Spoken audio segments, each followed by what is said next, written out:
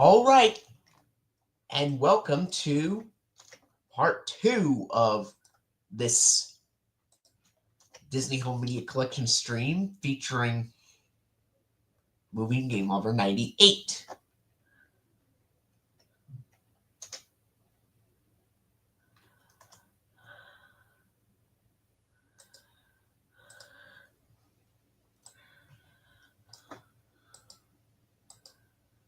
And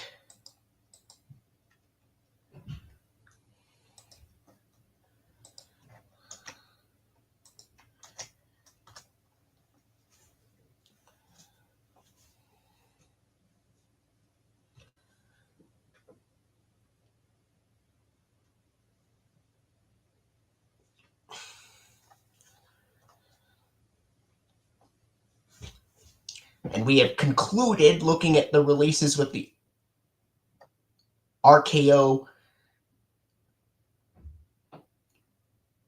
from the RKO era. Now we're going into the Buena Vista logo era.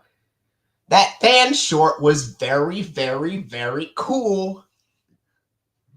And I have a question for you. How did you like the episode, the early Valentine's Day concert up on Internet Archive? If you haven't favorited or wrote a review on it, I'll tell you, it's really, really cool. It's basically an episode where the Great Gazoo helps Sandy and the gang look for her lost bassoon.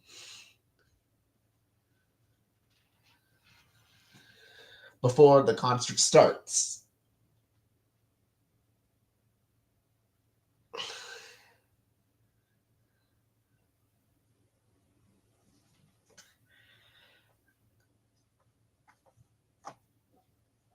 Okay. Speaking of episode, I have currently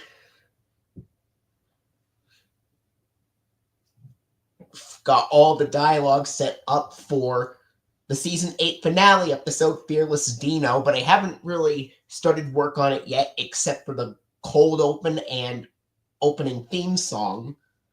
But once the stream is over, I will definitely work on more of that episode.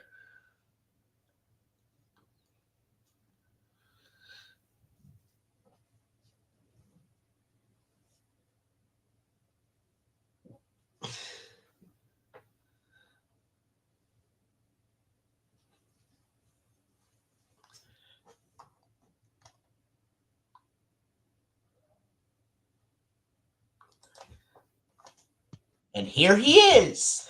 Hey, Flick Love returns. I'm testing this. Can you hear me? Yep, I can hear you. Oh, yes. How are we doing today? Great. Great. All right, great. Happy. Yep.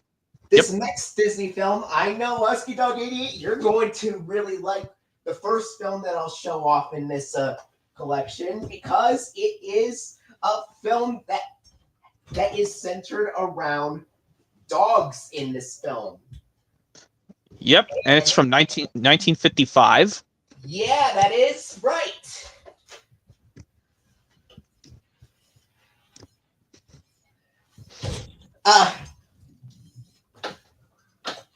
Nope, it's not 101 Dalmatians, but we will get to it later in this part. But it's Lady and the Tramp. I have two versions to show. You're going to show both the VHS variants. I have first edition I'm going to hold while you're showing the 87 VHS. This is the 2006 Platinum Edition DVD, and you're showing the 87 Black Diamond Classics VHS. Yeah. And you're not going to believe this, but this film actually stars one of the main cast members from the Flintstones, Alan Reed, who voices one of the dogs in this film. But Lady is, of course, we all know she's voiced by Barbara Luddy, and Tramp was voiced by Larry Roberts in the film. Yeah, may they rest in peace. Barbara Luddy in 1979 and Larry Roberts in 1992.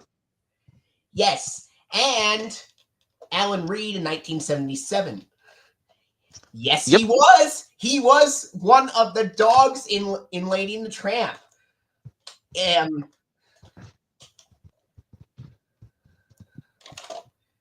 I think he was, but I will go have to check and see what other films Larry Roberts was in. All right, and yep. I know you don't have this DVD quite yet, Flick Love Returns. I recommend trying this out, but I'll show you something with the Blu-ray version I'll show off in a moment.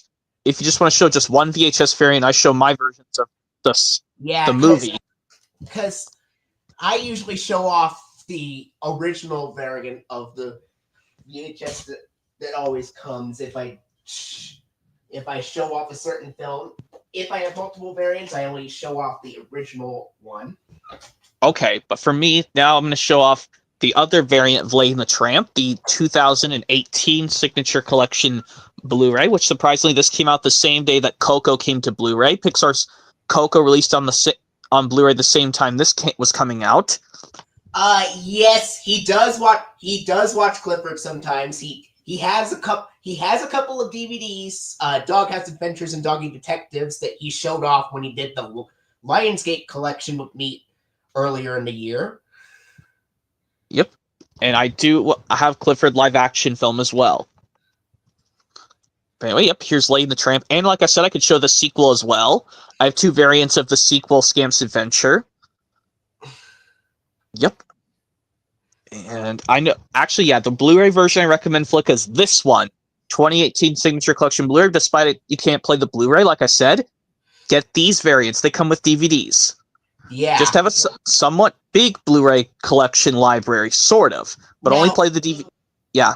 If I'm not mistaken, that poster art right there was also used in the 1998 Masterpiece Collection VHS release. Yeah, these came 20 years apart, the 1998 Masterpiece Collection VHS and this Blu-ray variant, which I like to have because it reminds me of the VHS when I was just a baby, which I like to have on this case. But anyway, yep, there's Lady and the Tramp, the 2018 Signature Collection Blu-ray. And now I'm going to show both the variants of Lady and the Tramp 2 Scamp's Adventure. First off, here I do not have the DVD or VHS, but I will tell you I have seen the film, and I actually liked it better than the first. Yeah, I loved this sequel. Didn't I bring this up so many times in the past? I love this more than the original Lady and the Tramp, in my personal opinion, because I like how, right here, the guy, this time, front and center, this cute little puppy Scamp, voiced by this famous actor Scott Wolf, is the main one, instead of having Lady be the center again. But Lady and Tramp do take backstage a little bit. But now, and we have some other ones. Alyssa Milano does the voice of Scamp's girlfriend Angel, who later gets adopted into the family of the Darlings. And now Tramp and Jock and Trusty are now voiced by Jeff Bennett. And Lady now has to be voiced by Jodie Benson instead of Barbara Luddy.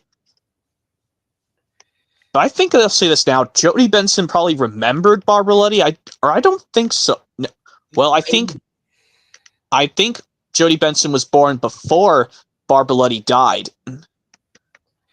And of course, yep, Buster. I don't know who the voice of Buster or the villain is, but I do remember Mooch is voiced by Bill Fagerbaki.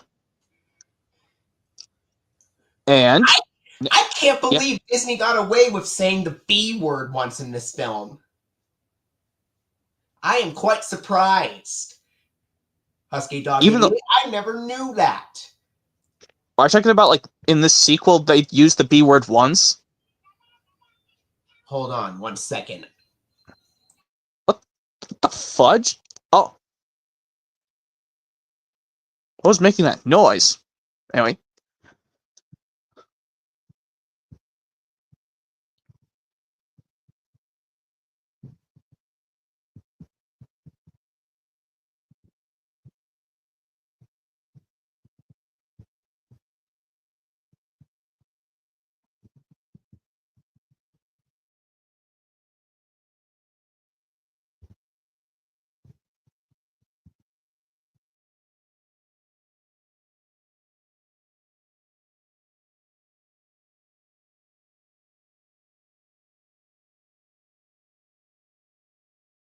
All right.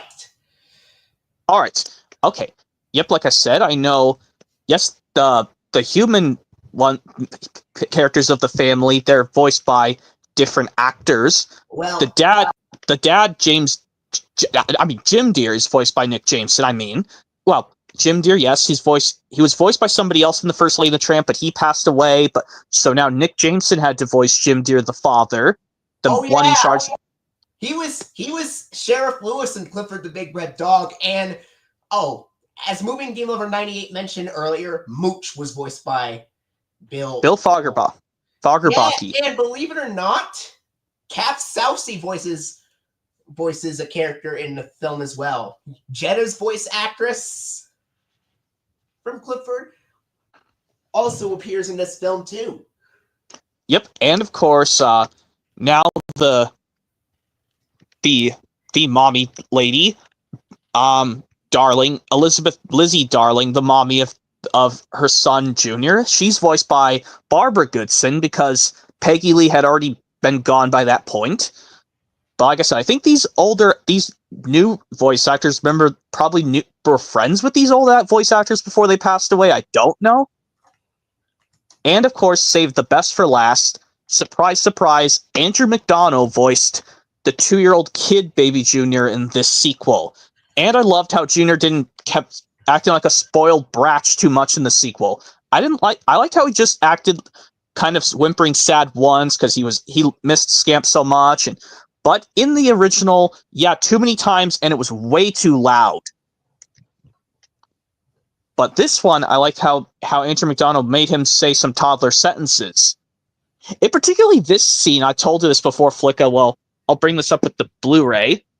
How every time Junior says the word "we" and he says these words. First, like when he grabs the muddy ball and he says, "We Scamp play ball."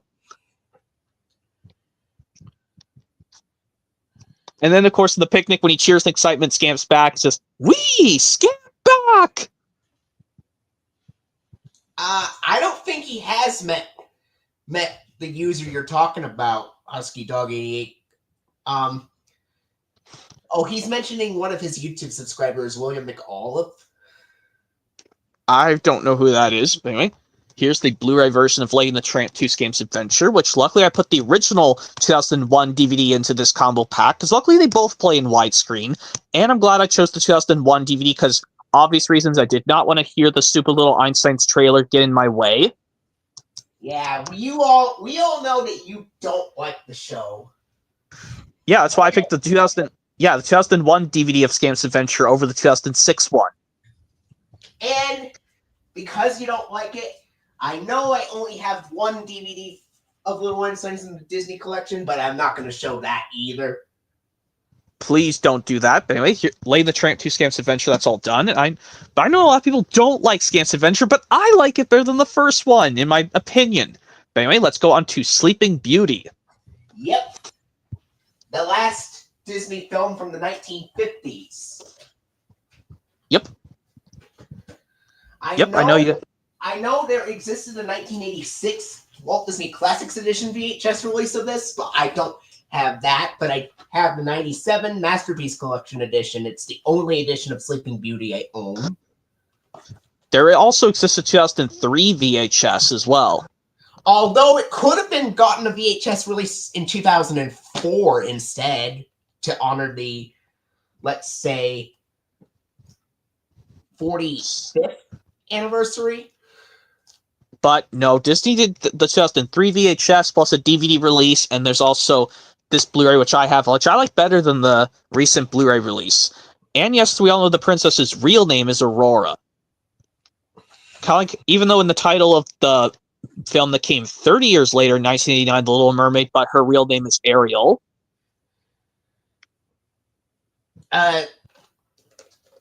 He just really doesn't like the series, Husky Dog 88, because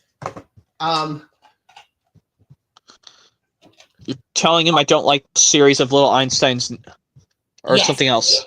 Yes, I'm talking about he doesn't like Little Einsteins, and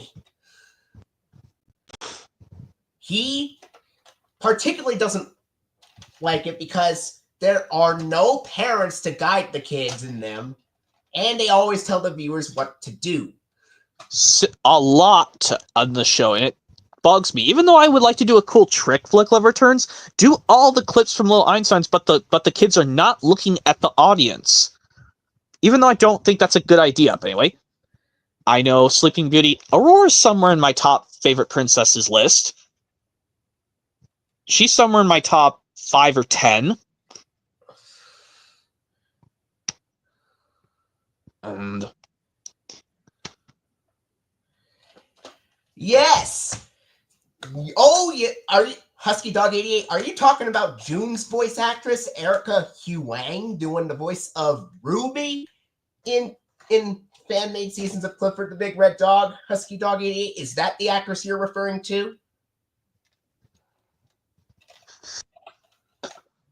man, he's asking so many questions. But anyway. Well, at least it's just making this go a little bit longer. That makes it me a bit looks a bit go better, I guess. I guess it makes this a lot better, I guess. But anyway, all right, that was Sleeping Beauty. Now we get to 101 Dalmatians, which is one of Husky Dog 88's absolute favorite films.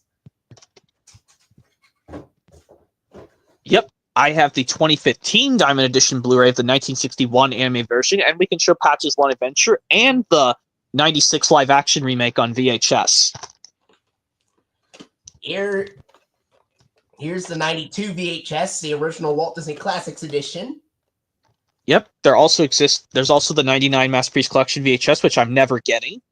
I do have that, but I'll show up 92 VHS, and then I'll show up the live-action version. Okay, but once the sequel of the animated. Yeah, because we like to do two animated movies and then 2 live-action films. Makes a lot of sense. Because actually, yeah, I still have to get 102 Dalmatians. Well, we'll explain later as we get to the live-action version. We're at the animated one right now, and I brought this up, Flick Live Returns, how this one scene where all the puppies are watching television before they go off to bed. There's the guy with Thunderbolt, or even though he's mentioned the sequel, that he was chasing the hunter that get reused in 1999's Warner Brothers' The Iron Giant, which would come, I think, 38 years later. Yeah. Let's see, the Iron Giant was 1999, and this film was 1961.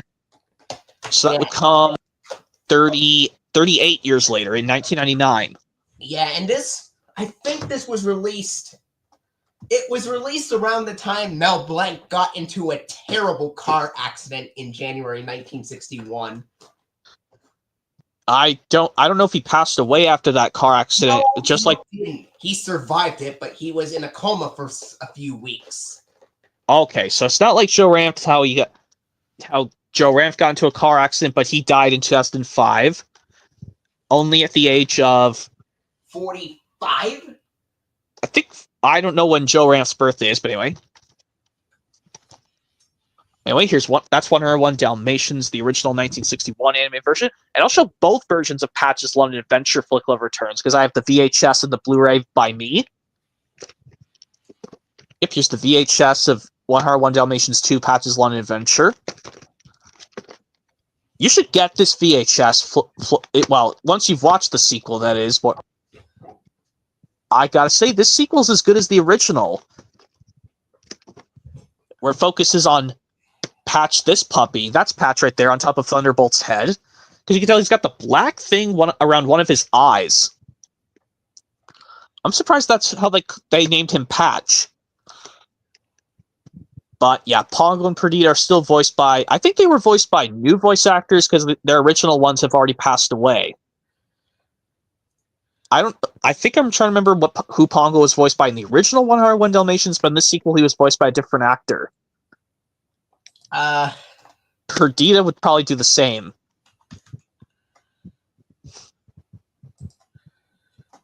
Let's see. In the original, Rod Taylor was Pongo. But Rod Taylor, I think he's gone. May he rest in peace, though. And this sequel, Pongo's now voiced by some other actor. It can't be John Goodman, no, because John Goodman does some other characters we'll see when we get to a movie eventually later. Yeah.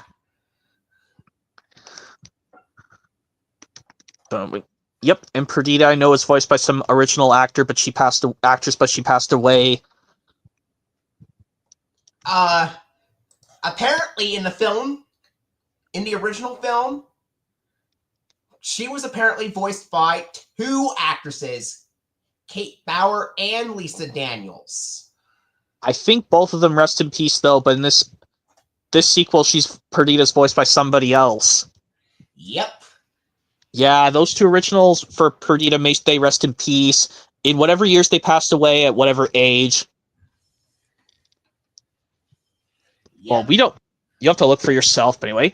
Let me quickly show off the Blu-ray of Patch's London Adventure as well. And... Yep. I know Cruella de Vil is voiced by a different actress because the original one for her passed away in 1999. Yes. Betty Lou Gerson was the original Cruella in the original film. Yep. She passed away in 1999, may she rest in peace, but this new actress for... January 12th, 1999 to be exact. Yeah, I don't know the age and cause she passed away in that year. So it's hard to understand these causes for people when they passed away. Well, according to what I found, Betty Lou Gerson suffered a stroke before passing.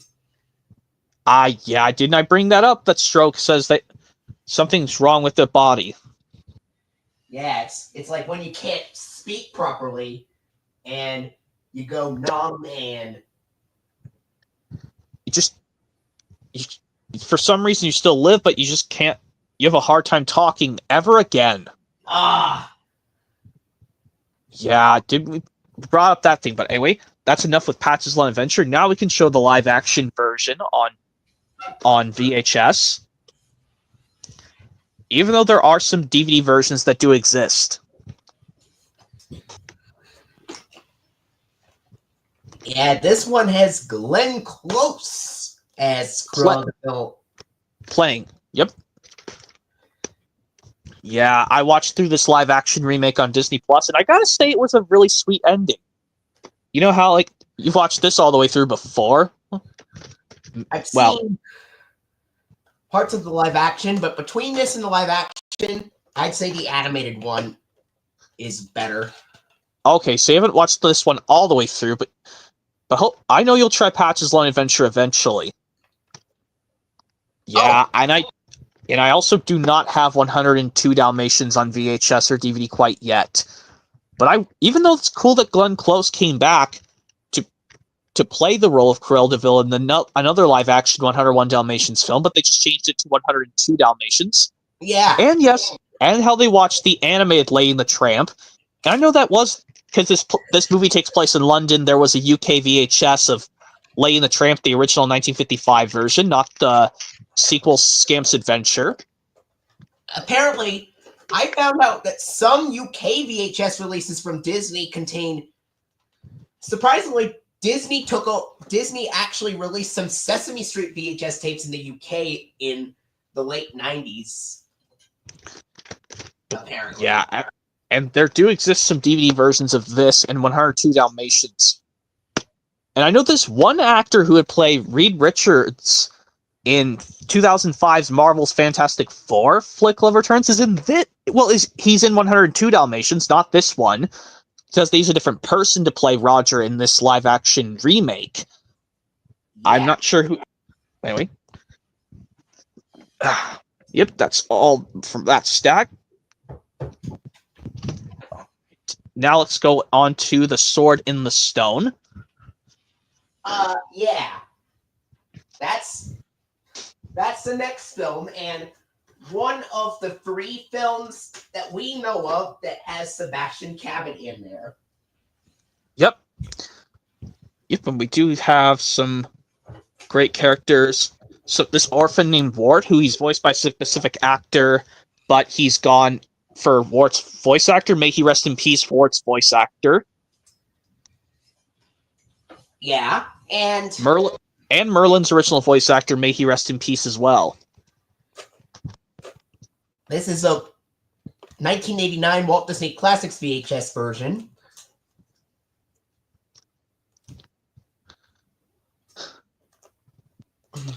Yep. This movie came out several days after my dad was born. Flick Lover Returns, because he was born in '63.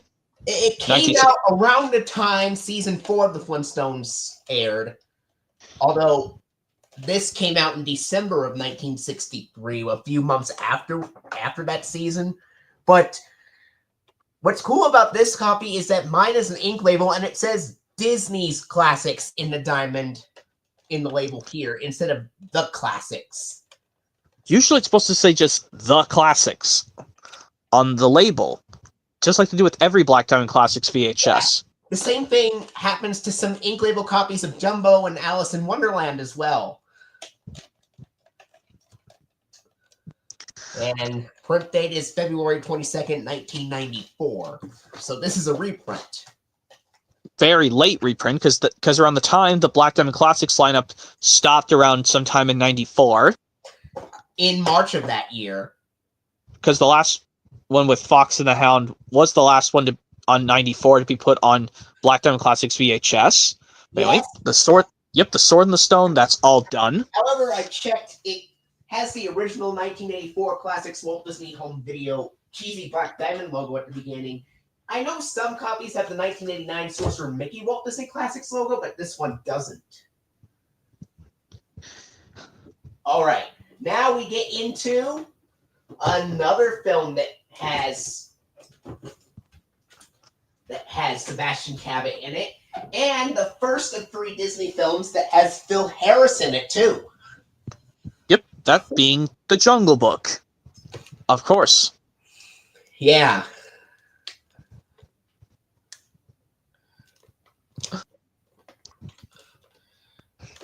This is one of the films that I keep watching back and back, time and time again. It is that fantastic. Yeah, and I know I had to get used to the beginning of Mowgli being born and yada yada, you know what stuff. But then eventually the film just gets more and more entertaining. That's what I think of The Jungle Book, in my opinion. And I know I haven't seen The Jungle Book 2 yet, Flick Love Returns, but you'll love that one with John Goodman doing Baloo instead of Phil Harris. I actually did see that film on Disney Plus, and I actually thought it was cool to have Goodman voicing Baloo. I'd say I like both this and the original.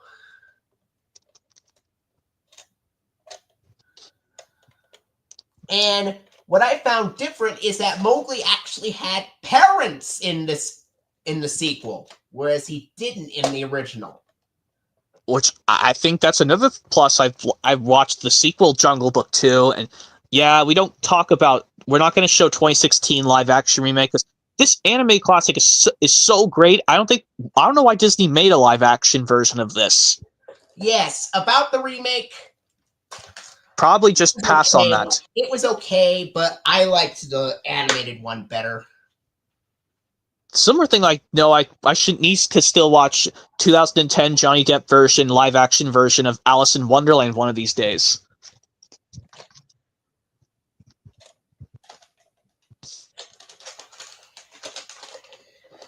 It's like,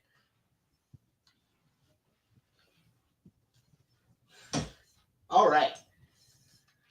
Now we get into another film that has Phil Harris in it. Yep, the Aristocats. Yep. We gotta wait several months till this turns 55 years old on Christmas Eve this December. Yeah. Gotta wait several months, but if they release this on a 4K early, that'd be so awesome. Anyway, the film came out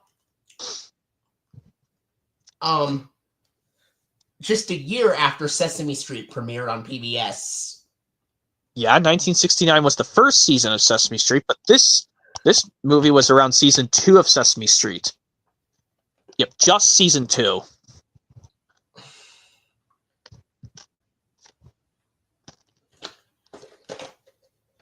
Yep, I know you'll find this Blu-ray of the Aristocats soon. Flick Love Returns. Because I love this classic so much. This and Oliver and Company are my two favorites. All right, and I'm surprised that this was the very first VHS release of the Aristocats that came out in 1996. They missed out releasing it in the Walt Disney Classic series. They could have done it in 1985 or 1990 to honor the 15th or 20th anniversary of the film, but Disney didn't do that. And they should have released this Blu-ray in 2010 or something instead of 2012 special edition. Yeah, I totally love the Aristocats. Not much to say about it. And I'm surprised like the butler turned the villain at the end of the film. To get him shipped off to Timbuktu to teach him to teach him a lesson, yeah. All right. And the last film with Phil Harris in it. Last Disney film with Phil Harris, Robin Hood. Yes. And surprisingly, no humans on this Disney film, just like with Bambi or some other Disney film. And even Zootopia from 2016, by the way. Dumbo had no humans either. Aside from like the Ringmaster, though, because I've seen like the Ringmaster pop up a lot in Dumbo, but anyway, Robin Hood movie came out in 1973. That would be around season 5 of Sesame Street. Yep. Yep, I know. Let's see what your VHS print date looks like. May 21st, 1991. Okay, yeah, that's the Black Diamond Classics VHS. Yep, I love this version of out of all the versions of Robin Hood Flick Love Returns, this is the best version to watch. Yep. Yeah, and I loved how this is the last Disney film Phil Harris voiced a character. But one of these movies, yeah. And now it's time. The last film with Sebastian Cabot in it. Yep. The Many Adventures of Winnie the Pooh. And when we get to Rescuers Flick, I'll just show the 2-movie pack. I do have Pooh's Grand Adventure, which I will show off after this. Yeah, I'm probably just going to get the 2002 VHS of this movie, as well as the DVD counterpart. I used to have the 2002 VHS, but not anymore. Now I have the 96 VHS. The only reason I get the 2002 one, Flick, is because that one, I like how it's got a color on the lid, whereas this one, I know it's got sticker, but I prefer inks on tapes better. Yep. And we brought up, yes, this is the Toy Story coming to video trailer. Which it's much different compared to these 96 VHSs that had the Toy Story coming to video trailer, announcing the date it would be coming to video in fall of 96. Yeah, and this is printed on February 18th, 1996. Yep. Yeah, a lot of these Pooh films might be tricky, minus the Search for Christopher Robin. I'm not sure who the voice of Roo is. This one, I'm not quite sure who the voice of Roo is. Is this original classic? I think it was Cliff Howard in the first 2 films, and then in the first 2 Winnie the Pooh shorts, and then I think Dory Whittaker in the 3rd one.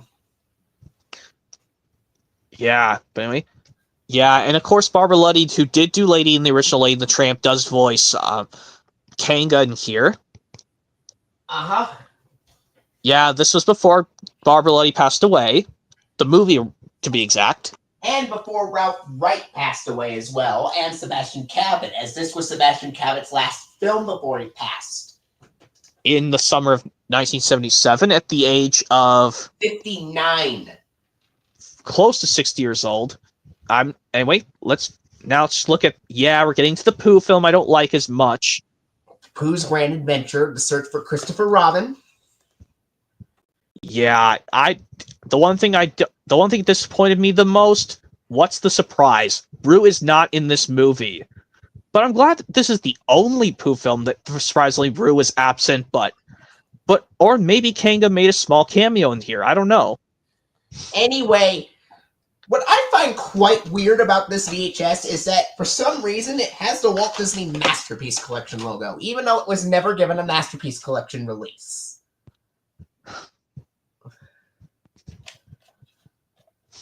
I don't know why, but this is like maybe due to an ending mistake from Disney.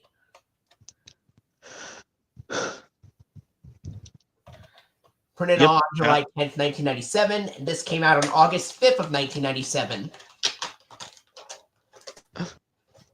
Yep, that would be the 14 days thing before Thomas Meets the Queen hit VHS dates in August 19th, 1997. Yep, I know we skipped to Piglet's Big Movie Flick Love Returns, because I know don't have the Tigger movie on VHS or DVD. Yeah, Piglet's Big Movie. I know someone originally got this from a half-price book, but it was missing it had the wrong disc inside of it. But yeah, I know in this Pooh film, also in the Tigger movie, Rue comes back. But this one, I think Rue is, Jim, I think, no. Well, I know Pooh is now voiced by Jim. As I think he also does Tigger, Paul Winchell still does Tigger. It was Jim Cummings who does Pooh and Tigger in this film. Okay, so Jim Cummings does both of them, because Paul Winchell might have already been gone by this point. And Paul Winchell was still around, but he retired. He retired. 2005. Okay, Paul Winchell passed away in 2005, and he retired so Jim Cummings had to do Pooh and Tigger. Yes. Piglet, I know Piglet was voiced by all the other previous... The original Piglet voice actor is still Piglet here. He was Piglet from 1968 up until his passing in 2005. Yeah, I think Piglet had to be voiced by a new actor with the next Pooh film I'm going to show in just a moment, but I know you said this one, after Pooh's Great Adventure, Rue is voiced by somebody else. I'm not sure who Kanga now voiced, because Barbara Letty passed away. I know Kat Southey voices Kanga in this film. She might be. I think she might do the same in Pooh's Heaven Love movie. I'm not sure, but anyway, Piglet's Big Movie. Yeah, I recommend this Pooh film. All of these, including the 2011 movie simply called Winnie the Pooh, I recommend these. And now Pooh's Have a Lump movie. We introduced to this elephant named Lumpy or something? Yeah, I think that I might have seen this film when it first came out in theaters or something. Yeah. Yep. And surprisingly, this film came out a year before they started making the Playhouse Disney show My Friends Tigger and Pooh. Can I tell you now, I loved My Friends Tigger and Pooh Flick Love Returns. That, Mickey Mouse Clubhouse, and I would like better than Little Einsteins. Even though I know you don't care for... Yeah? Alright, my thoughts on the New Adventures of Winnie the Pooh TV series. I think it's actually pretty cool, even though it has Jim Cummings' voice Winnie the Pooh in like one of the earliest times ever, because it came out in the late 80s. Yep. And I know. Yep, this is the last film that Piglet's original voice actor voiced him. Yep. Yep. And yes, I brought up how I'm not going to get this on VHS Flick Love Returns, because then I have to let the Little Einsteins trailer play through on the tape, which makes me so annoyed. Even though I was strange, it's, yes, how the typo for the show, it was originally going to be called just Little Einstein. But for some reason, Disney now added the S at the end of the title of the show to now call it Little Einsteins, when it first broadcast in October 2005. But this DVD came out 2 years before Little Einsteins broadcasted on Playhouse Disney. 2 months, basically. Yeah, 2 months before Little Einsteins broadcasted on Playhouse Disney. You know, some television shows from 2005 aren't that great. That one you mentioned was from Disney, and then the one that came out a month earlier from Nickelodeon, the spin-off of Dora, that is not good either. I can't believe they came a month apart, and both of those are awful 2005 shows. Well, Dora the Explorer is a horrible show from 2000. But anyway, Pooh's 7-Eleven movie, that's all done. And I do not have the 2011 movie simply called Winnie the Pooh Flick of Returns, but I will show off Christopher Robin live-action remake, or just Christopher Robin live-action film. Yeah? And... Sorry, saying, your screen okay? Really? Yeah, my screen is all right. I saw it all fuzzy, but anyway. Christopher Robin with Ewan McGregor playing adult Christopher Robin. I've seen this film in theaters before. Oh, man. The way that they're designed in this style is really great. I'm going to say it is cute compared to their 2D animated counterparts at that. But luckily, I'm not going to watch I have not seen the Tigger movie.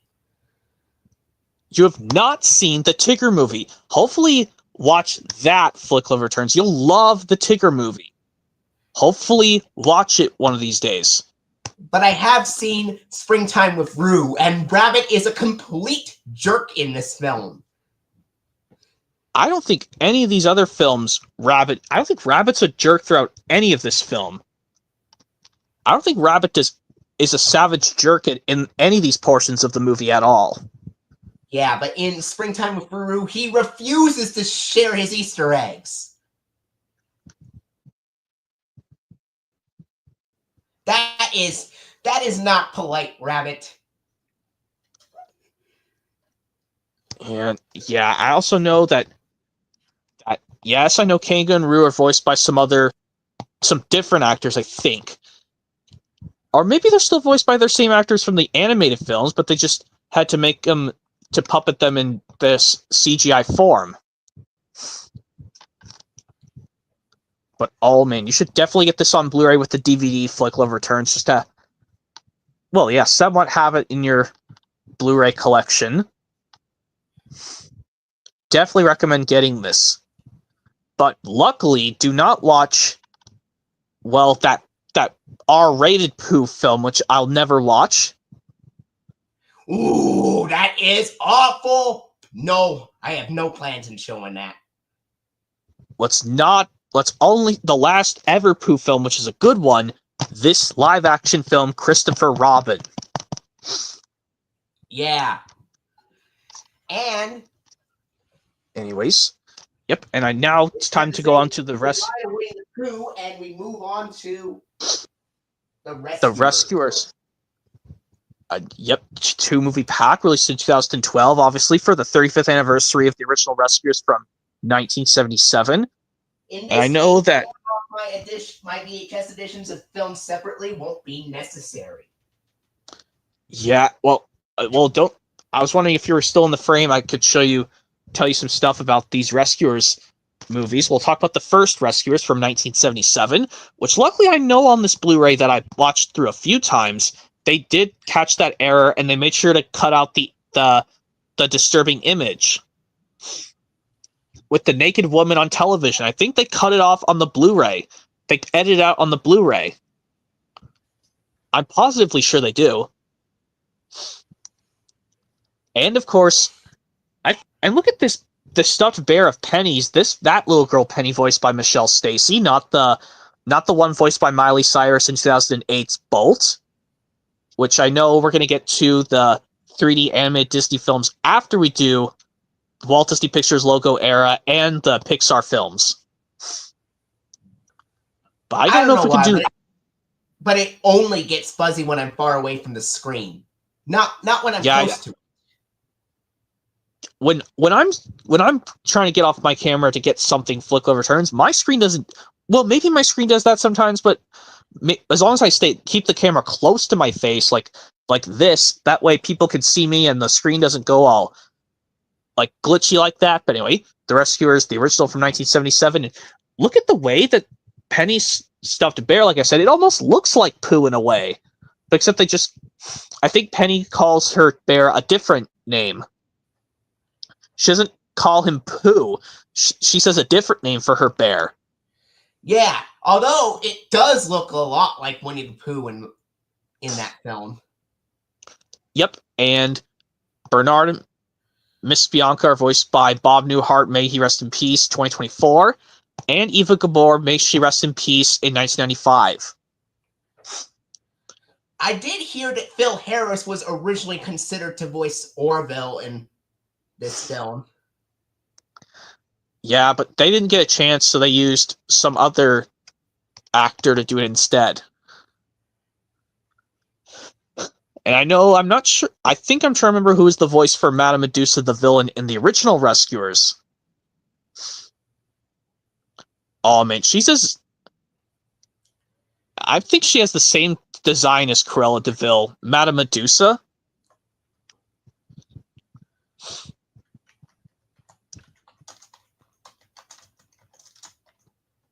All right.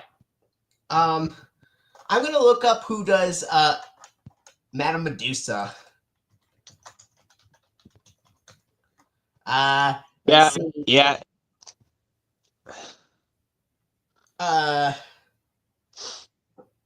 Madame Medusa is voiced by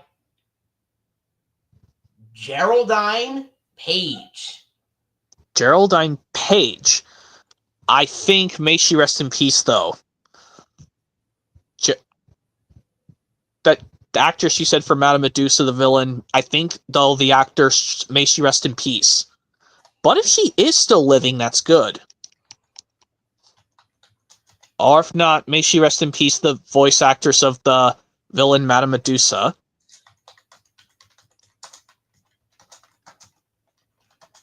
Yeah, but I also gotta tell you, this goofy, the silly guy, I think it's Snoops, who's got like this coat and he wears these glasses.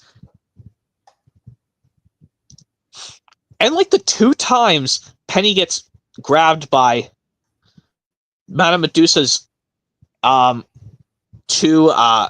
think it's 2 crocodiles. I don't know how to say this plural correctly, but she gets picked up by one of the alligators. And she says, "Put me down, Brutus." She says, "Put me down, Brutus." It shows twice.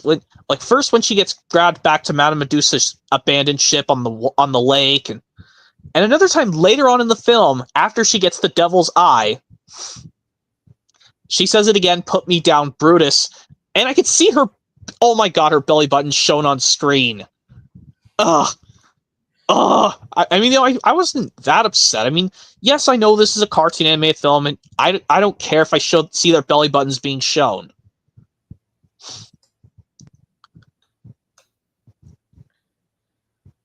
Yep, and I also know and I know that Penny does get adopted at the end of the first Rescuers. She finally gets a new... Yeah? Yeah, I think Brutus kind of reminds me of TikTok, the crocodile from Peter Pan, almost. Yeah, and I love how the ending scene where... I love how the ending shot where... Well, I know this when they watched the TV that Penny finally got adopted, and they managed to save the devil's eye to get a lot of money to get Penny adopted, and she got a new mom and dad finally. Man, that was so cute when Penny kissed her mom on the cheek.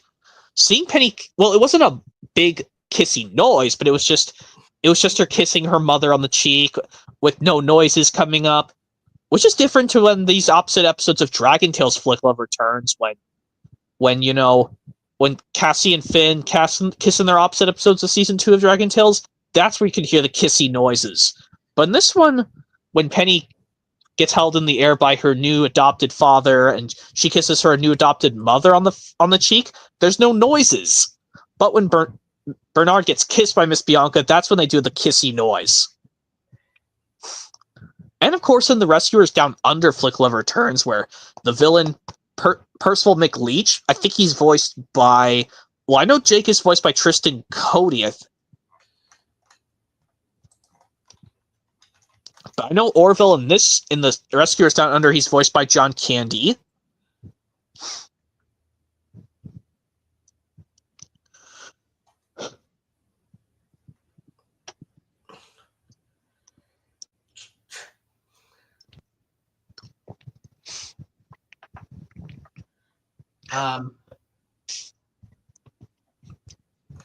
Yep.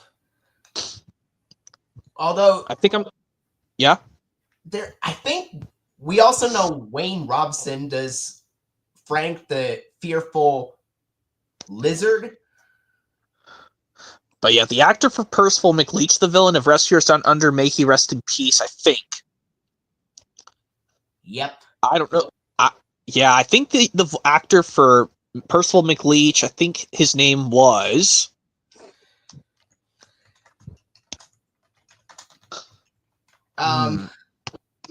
Let's see. George C. Scott. George C. Scott. May he rest in peace, though, right now. May he rest in peace, George C. Scott. George C. Scott might have passed away in the 2000s or the 1990s or in the 2010s or...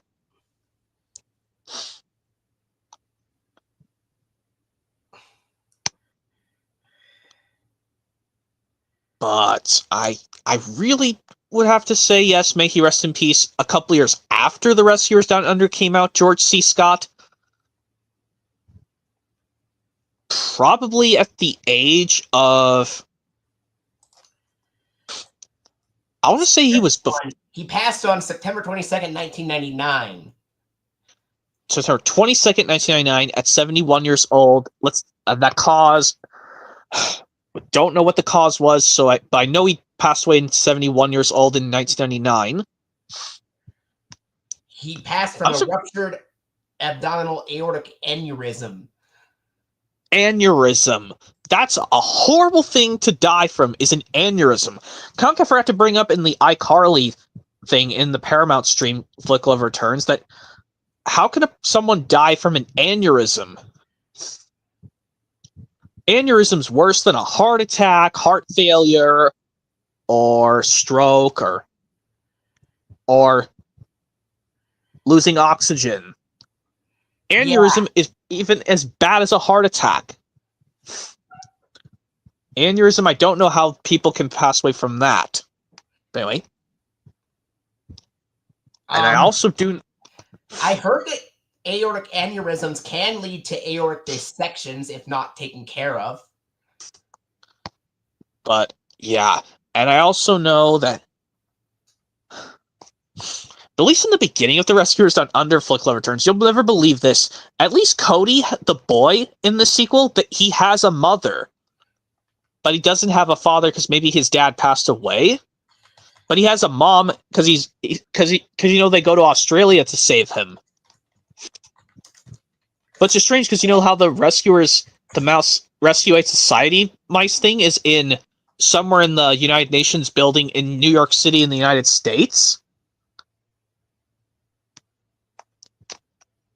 But anyways, I'm surprised they go to Australia in the Rescuers Down Under, but I don't know where they go in the Rescuers, the original, to save Penny.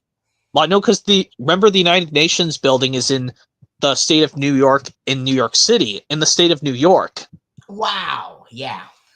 It even plays the United States Air Force song in that film as they travel. Yeah, and I also know they do play the song twice. Tomorrow is Another Day.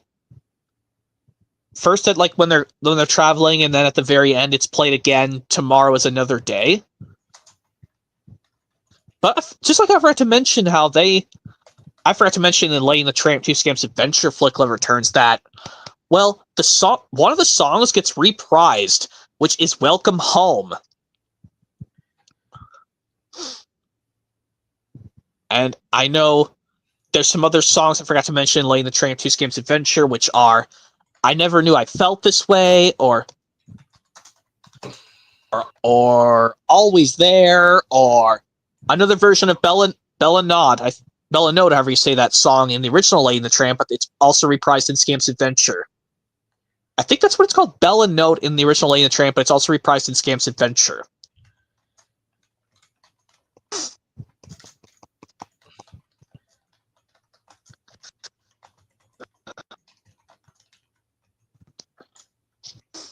But anyways, the Rescuers 2-movie collection, I definitely recommend this pack, Flick Love Return, so you can have all of these on together.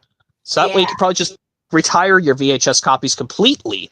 And the similar thing, since we're at the last film of the Buena Vista era, onto The Fox and the Hound with its sequel, The Fox and the Hound 2. That you said we would probably have to stay away from that film and that film. Yeah. Because can I just tell you, one of the... Well, we'll talk about that in a moment, but anyway, Fox and the Hound originally theatrically hit theaters in 1981, and The Fox and the Hound 2 hit DVD in very late 2006 on DVD. Like I said, just like I should with The Rescuers, definitely get this 2-movie pack, but always watch the original Fox and the Hound. Because the original is so good, I don't know why Disney made a boring sequel to this. But anyway, the Fox and the Hound 2-movie pack, which also, I'll bring this up, Flick Love Returns.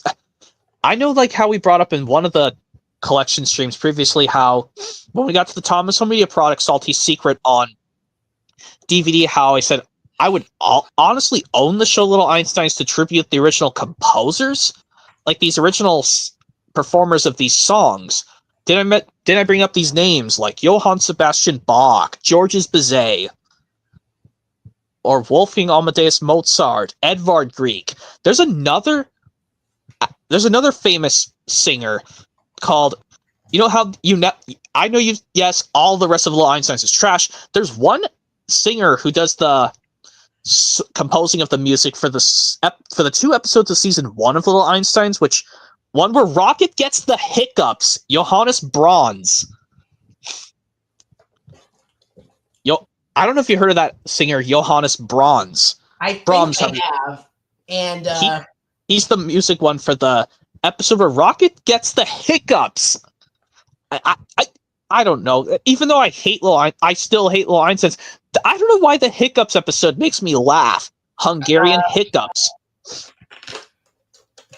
The episode, the third one in chronological order in season 1, Hungarian hiccups from season 1.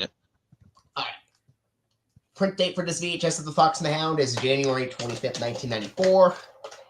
This actually was released on VHS the same day John Candy passed away. Yeah, John Candy passed away in over the age of 40? 42. I think it was at the age of 42 or 43 on March 5th, 1994. And I know another thing with the Fox and the Hound 2 DVD, which I don't have the DVD with the artwork to replace this in my combo pack Flick Love Returns, is that there's another Little Einsteins episode which I found interesting called The Legend of the Golden Pyramid, which that episode was magical a bit, despite it's still garbage, but the episode The Legend of the Golden Pyramid was one of the most beautiful episodes I've ever had recorded on VHS when I was little, called The Legend of the Golden Pyramid, where they have to find a pyramid made out of gold to basically let the music out. Yeah. But anyway, yeah. And also the Fox and the Hound 2, I don't want to explain the songs out, but I don't know the songs for the original Fox and the Hound, to be honest. You know, I'm not sure if Fox and the Hound had a TV series. I don't think it did. This never got a TV series. It'd be cool, but they do have some comic books based off this movie, I think. But yeah, I also know that Jack Albertson is in the original Fox and the Hound Flick Love Returns. May he rest in peace, though. Jack Albertson passed away in 1985, I think. I'm pretty sure it's 1985, the same year Black Cauldron came out. Jack Albertson, who did Grandpa Joe in the original Gene Wilder version of Willy Wonka and the Chocolate Factory. May he rest in peace, Jack Albertson. in 1985 at the age of whatever age he passed away in 85.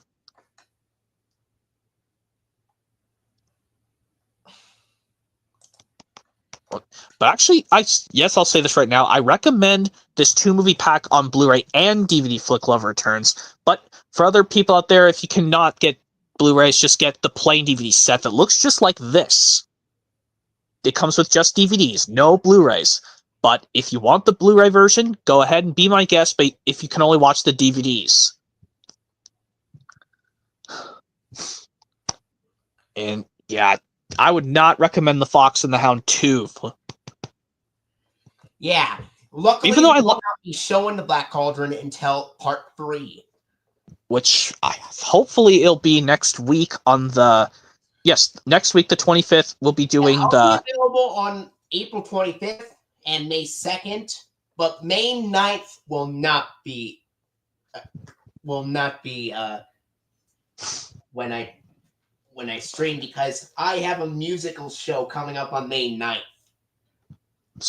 Maybe I'll just post this right now, Flick Love Returns. I'll just say I'll do my stream early to take over your place on May the 9th to show off my Thomas, to do my stream that I was originally meant to do on May 16th, but now I'm going to move it to May 9th since you're doing your musical thing on May the 9th.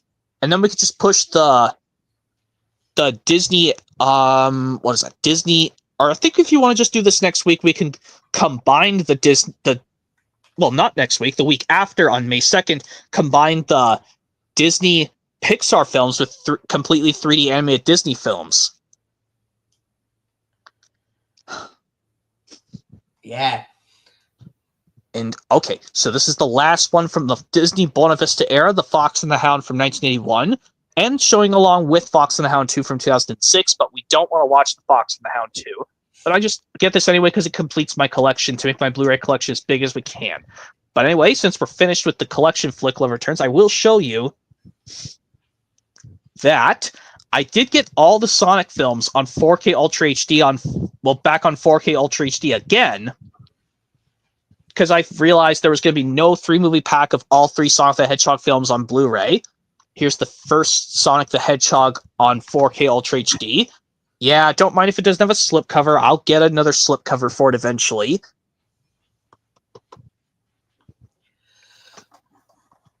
And then, now here's my Sonic the Hedgehog 2 on 4K by itself.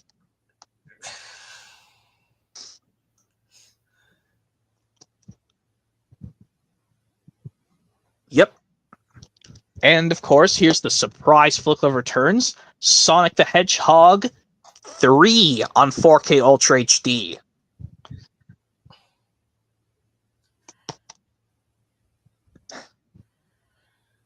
Well, I'm just going to show it. I don't want to explain some stuff.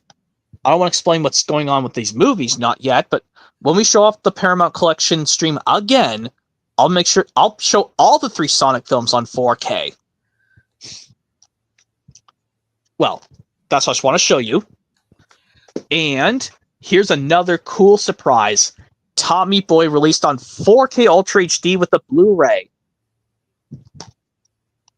Yeah. We will show that the next time we do the Paramount Collection. Yep, because I'm so pleased this got a 4K release because the film already turned 30, Tommy Boy.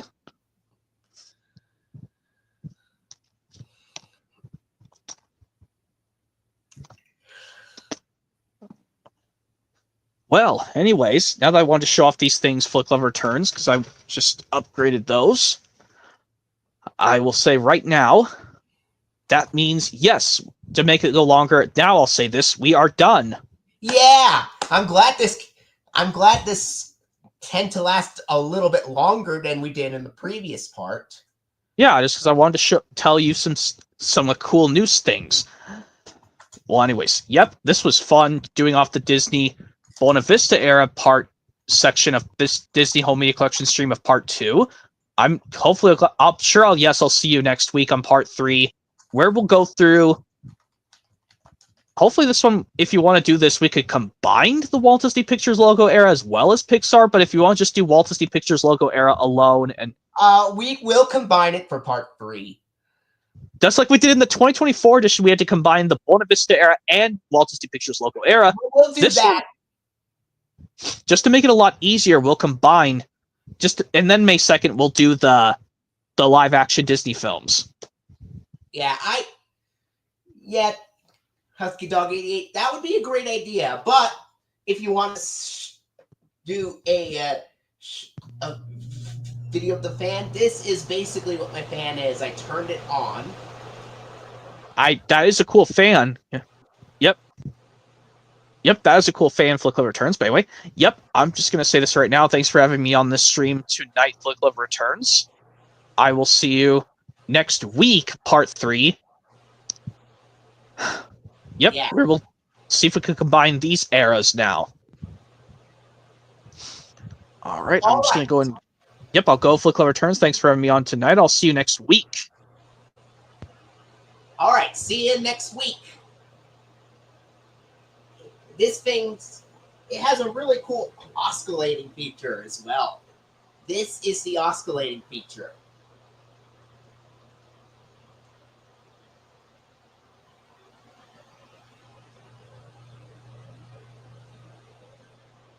It goes...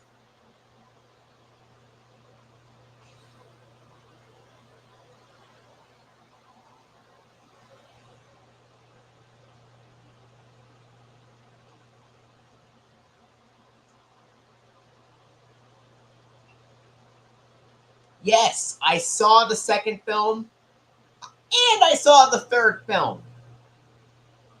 I wish I could have seen the first.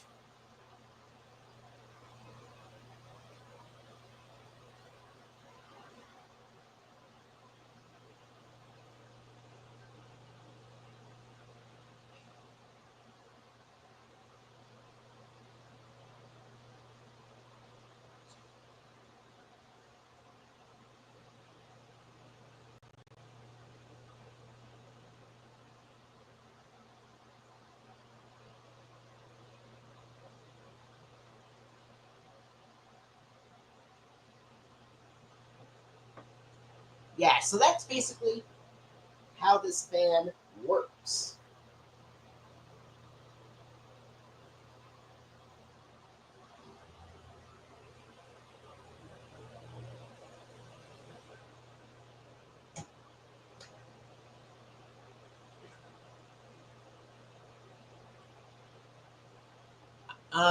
I think he might have just as much of a creative imagination as I do sometimes. But I will agree, maybe he did a little bit too much on that. But no problems here.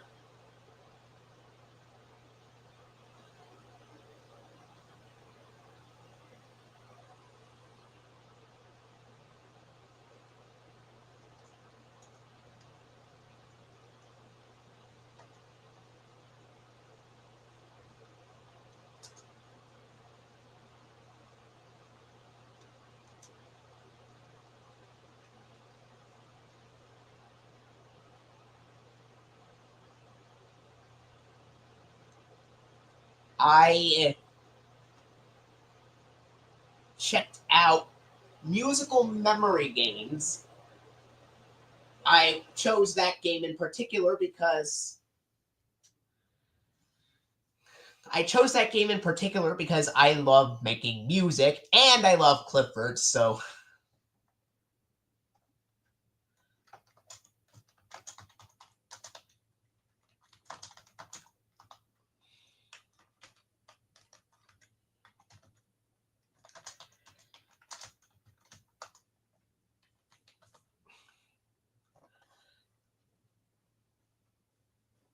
okay, Husky Dog 88, I just had to let Jose know that it's good that you come up with ideas, Jose, but if we already came up with the ideas before you even came up with them, that might be considered stealing ideas. And you don't want ideas to get stolen, do you?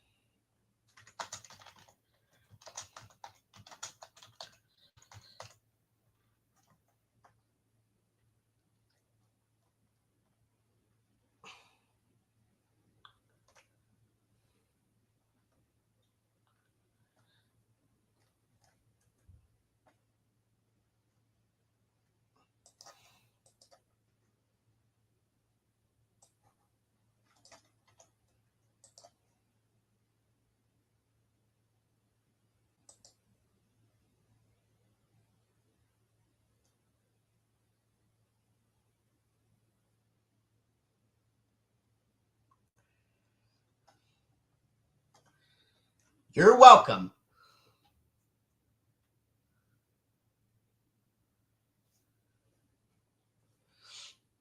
You know, I have an idea.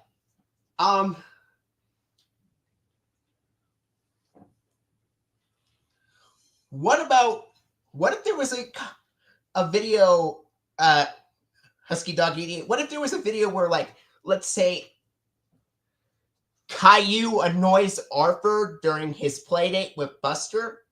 During Arthur's playdate with Buster? And he could be like, you can be just as much of a problem as DW, Caillou.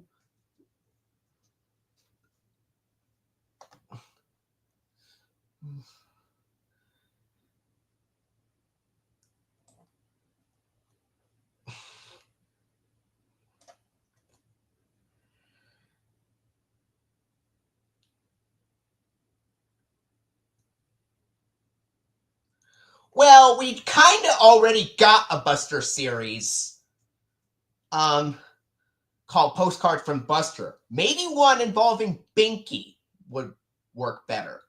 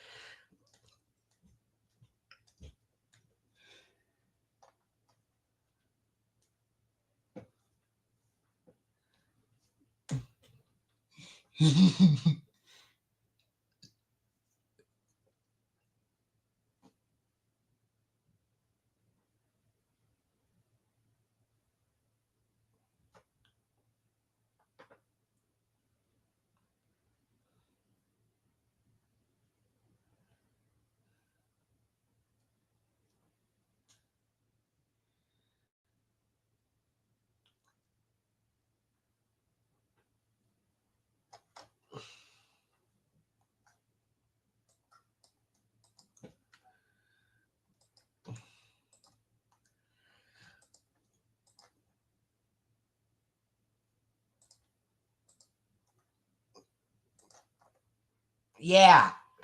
And remember when there was a season 3 episode of the Flintstones called The Twitch, and how it came up with a season 8 episode called Return of the Twitch? I really enjoyed the graphics. They were cool.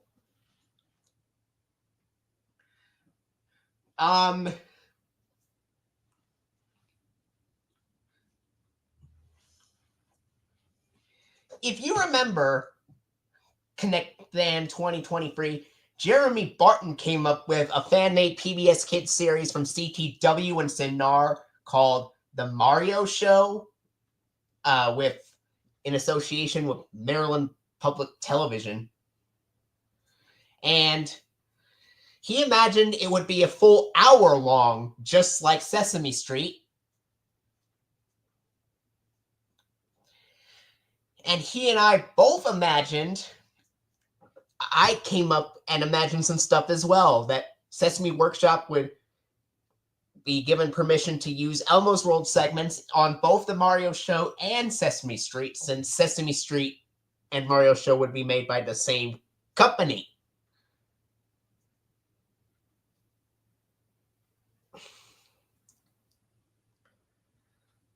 I'm doing great.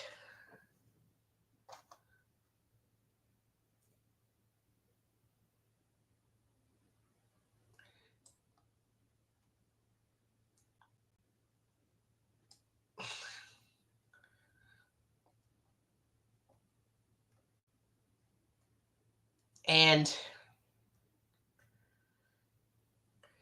yes, Nintendo will be an additional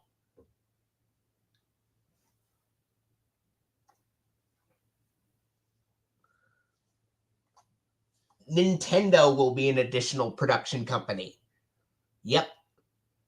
Although Nintendo is credited in the credits beginning with season 21.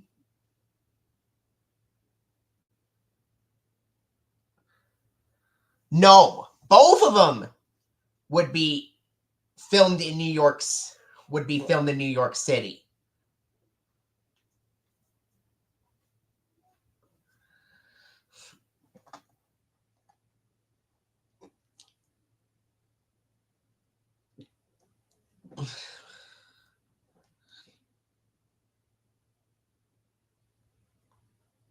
Yeah.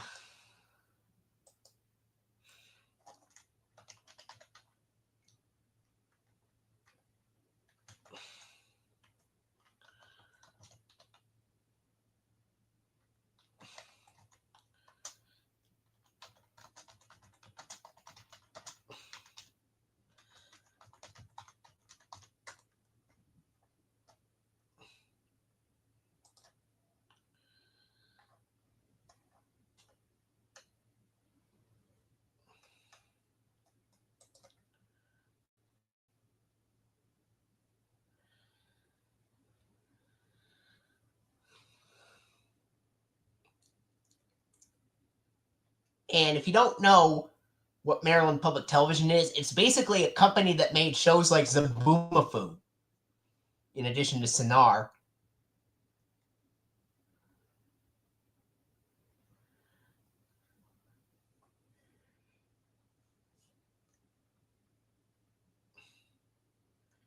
Wow!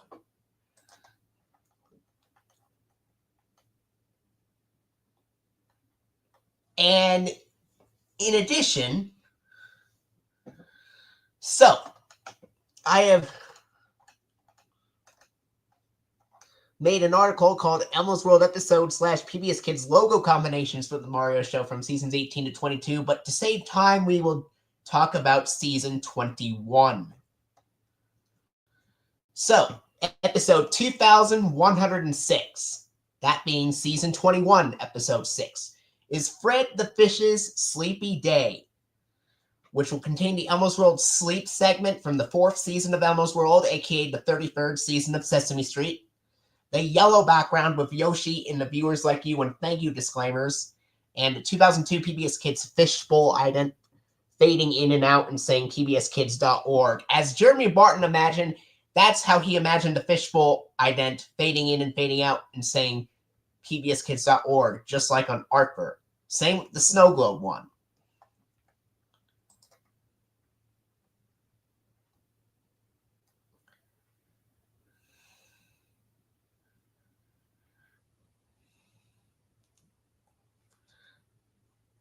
Maybe? Well, okay, what do you find strange?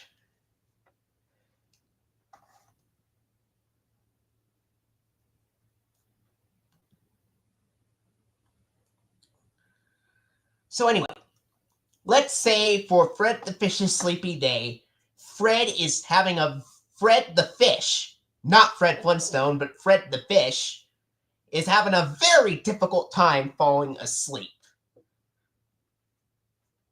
At the very beginning of it. And he says that while he tries to get some sleep, the viewers at home can go watch an Elmo's World segment, which would lead to a screen that would say, and now for a bonus episode of Elmo's World on it. Then the seasons 2 to 5 intro and theme, with Elmo drawing on this drawer and going into his window shade would follow. All seasons 2 to 5 episodes would have the seasons 2 to 5 intro and theme, as all season 1 episodes would have the season 1 intro and theme, but that's beside the point. Yeah, that is strange that Clifford's Puppy Days never used No Child Left Behind Grant in the 2nd season.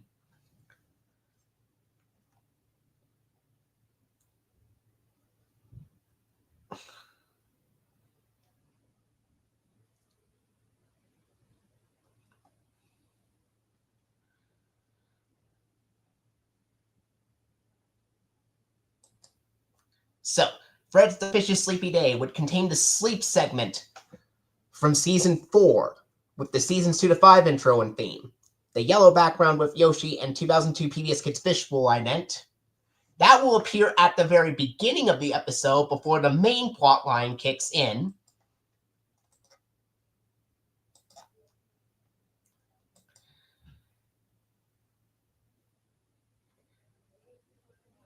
And they,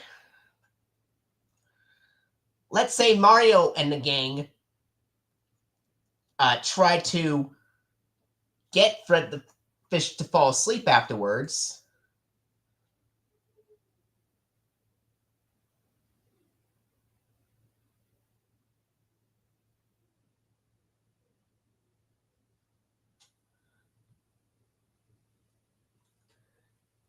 And then eventually, Fred the Fish falls asleep. They tried many different methods, like singing a lullaby and reading a bedtime story, etc.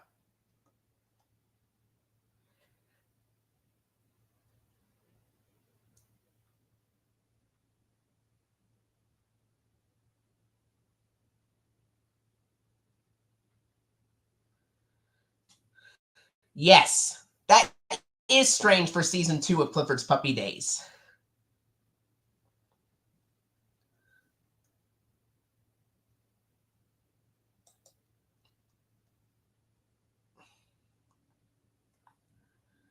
So, episode 2106 contains Fred the Fish's Sleepy Day with the Elmo's World Sleep segment from Season 4 of Elmo's World, aka Season 33 of Sesame Street, with the Season 2 to 5 intro and theme, yellow background with Yoshi and 2002 PBS Kids Fishbowl ident. As for the plot, Fred is having a hard time falling asleep. They try different methods like singing a lullaby, reading a bedtime story, counting sheep. But none of those methods work. But eventually, Fred does fall asleep on his own.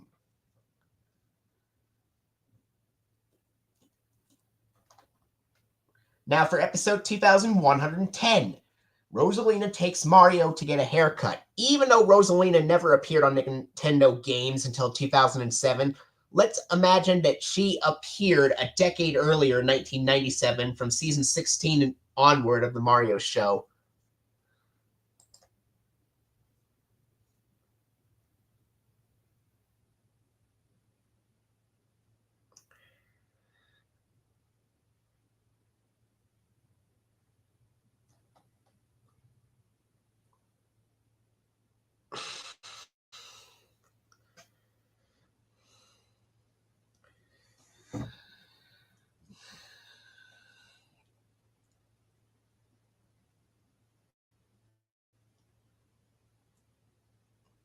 So, Rosalina takes Mario to get a haircut, episode 2110. Would have the Elmo's World hair episode that will be played in the middle of the episode. The hair segment is from season 2 of Elmo's World, aka season 31 of Sesame Street. It'll have the pink background with Princess Peach in the Viewers Like You funding plug and a 2000 PBS Kids dot transformation ident. With the seasons 2 to 5 intro and theme before the Elmo's World hair segment starts. If you want to know the difference between the season 1 intro and theme and the seasons 2 to 5 intro and theme, is that in the season 1 intro and theme for Elmo's World, we see the stick figure we see the camera zooming into the stick figure, and then we get then we get to see Elmo as he walks past his drawer and his closet door, and he walks past his goldfish Dorothy. Then he goes over to his window shade and draws a curtain, and then pulls the curtain down.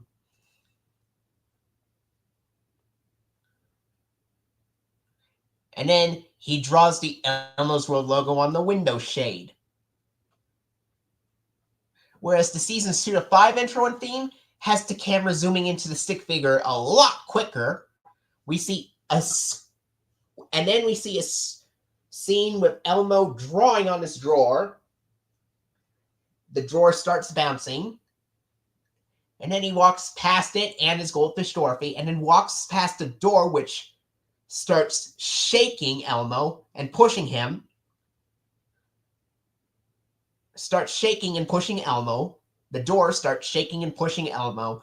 Then he walks past his window shade, and the television appears briefly dancing with him before leaving the scene.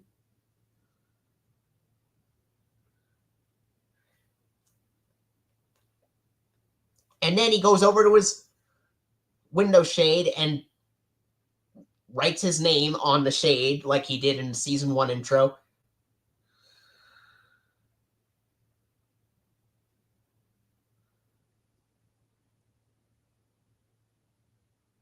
And then basically, that's different about those intros.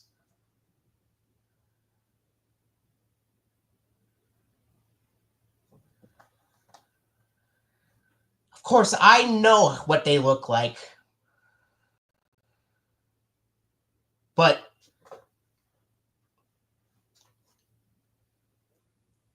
for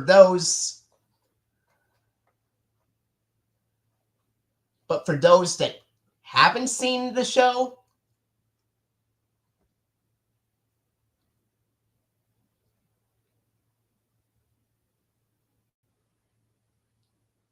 then I described it to them.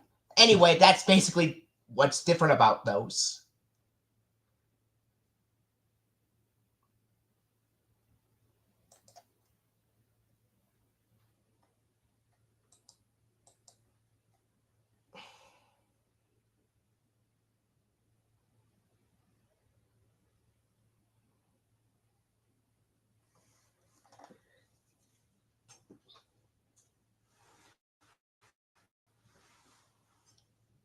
Oh, I still have it.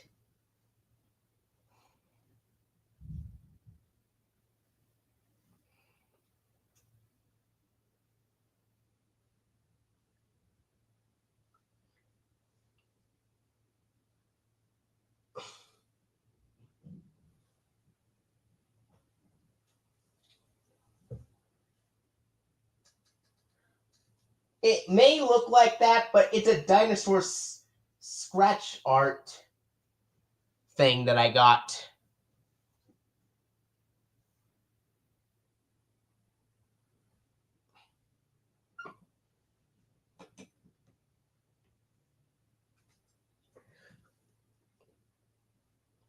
What you thought was a Clifford VHS cover actually is a dinosaur scratch art thing.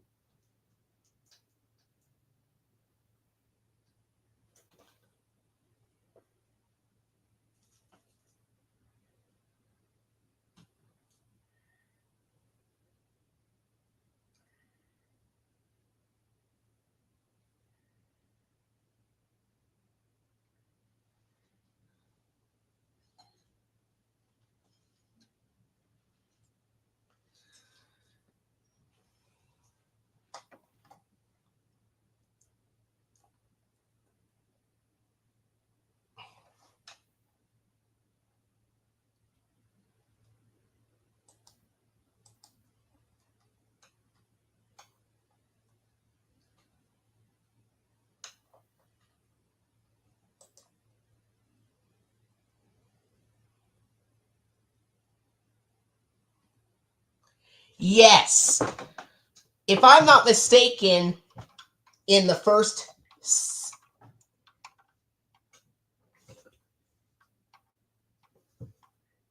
season, I'm pretty sure the door looked like this. If you're talking about this Connect Fan 2023, this is what the door in season 1 looks like over there. Another thing about season 1 is that there's absolutely no fish poster. There is no fish poster next to the window shade there. And there is no tree poster next to the window shade.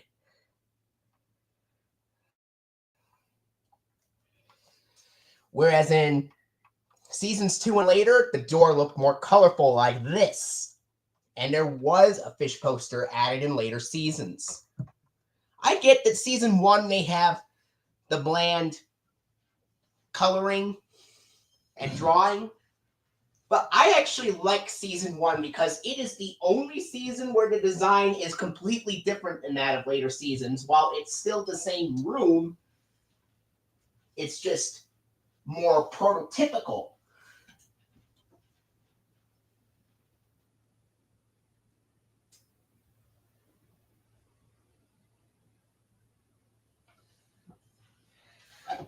And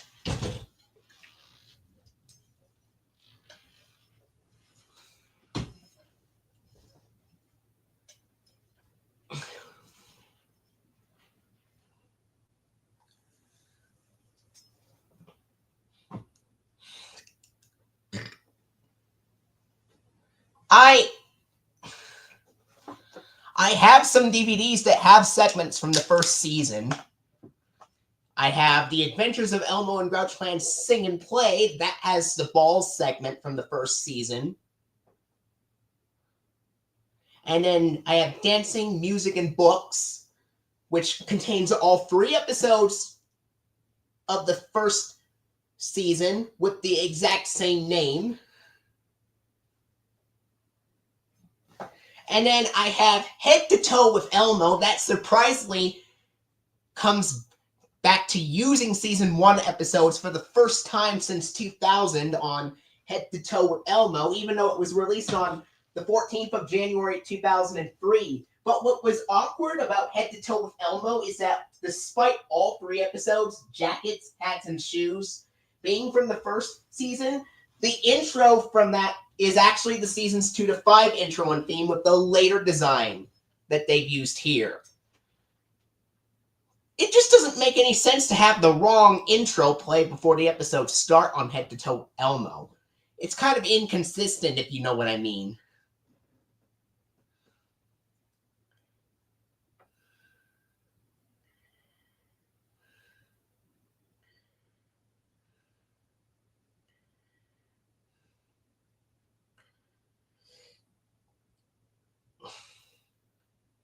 Thanks.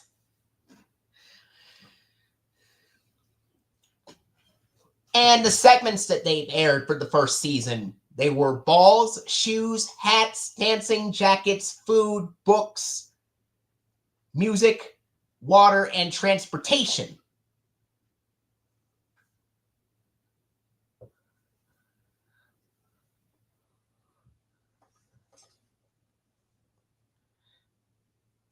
Thanks.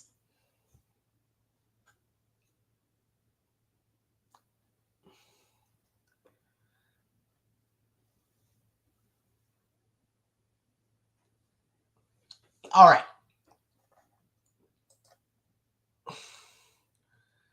So we already discussed the episode 2106 has the sleep segment from season 4 of Elmo's World, the yellow background with Yoshi and 2002 PBS Kids Fishbowl ident, and episode 2110 has the hair segment from season 2, aka season 31 of Sesame Street, the pink background with Peach and 2000 PBS Kids dot transformation ident. Now the next one, 2111. That is Mario's brand new phone. That will contain the telephone segment from season 2. And it has the red background with Mario in the Viewers Like You plug, and the 1999 PBS Kids dot ident.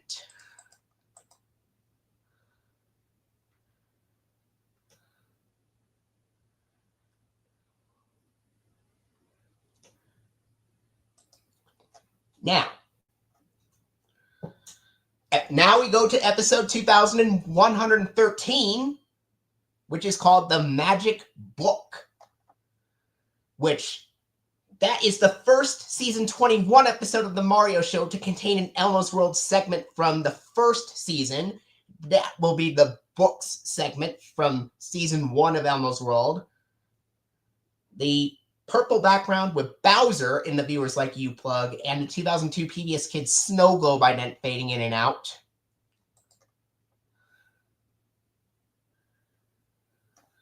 Oh, I got it from the Mario Fanon wiki. Fanon means fan fiction.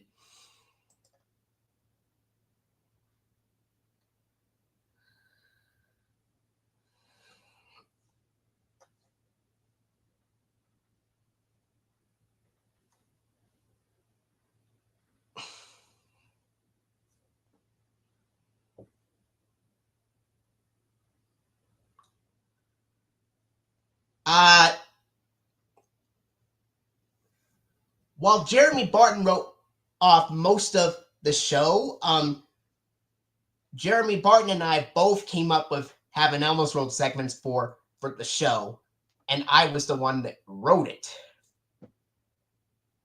That wrote the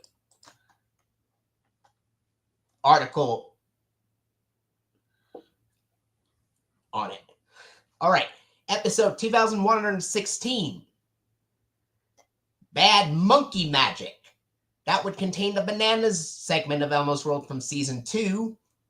The blue background with Rosalina in the Viewers Like You plug, and 2000 PBS Kids Dash Transformation ident.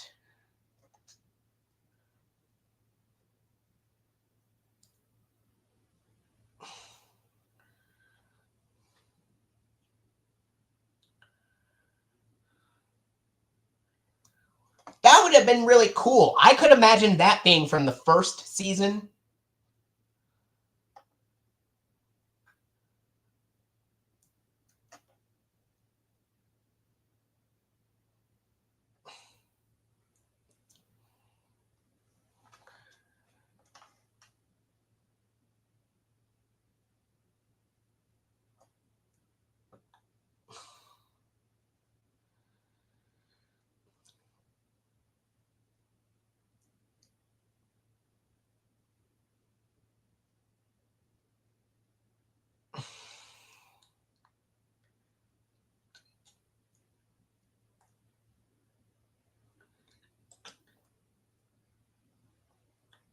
All right.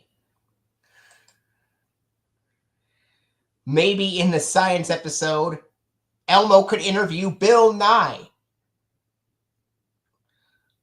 It's decent. Sid the Science Kid is decent. I've actually seen the last 10 minutes of Sid the Science Kid when I was actually recording an episode of Arthur, a few episodes of Arthur back in 2009. Apparently,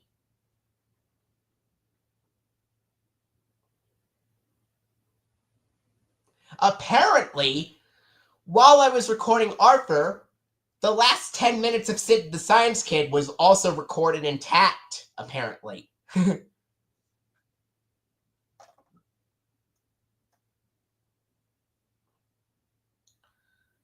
Yeah. Okay.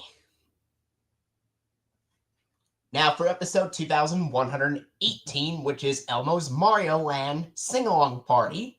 That will contain the singing segment from season 2, the red background with Mario in the Viewers Like You plug, and 1999 PBS Kids dot ident.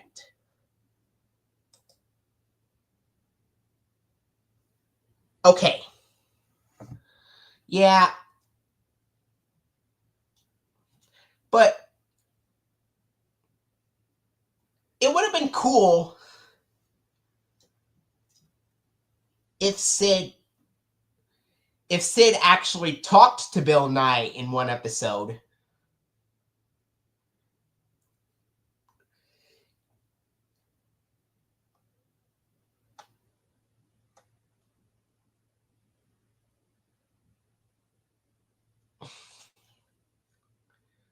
Did you hear the story of how Sid the Science Kid, the last 10 minutes of Sid the Science Kid was additionally recorded when I was recording episodes of Arthur on it? Apparently, the last 10 minutes of Sid the Science Kid were left intact, making the recording 40 minutes instead of 30 minutes.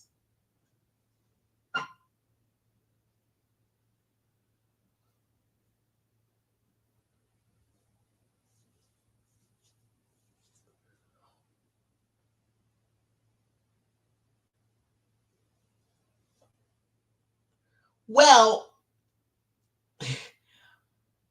maybe we recorded it a little too early. But one of the episodes I remember recording was Arthur's Number Nightmare, and Brain gets hooked.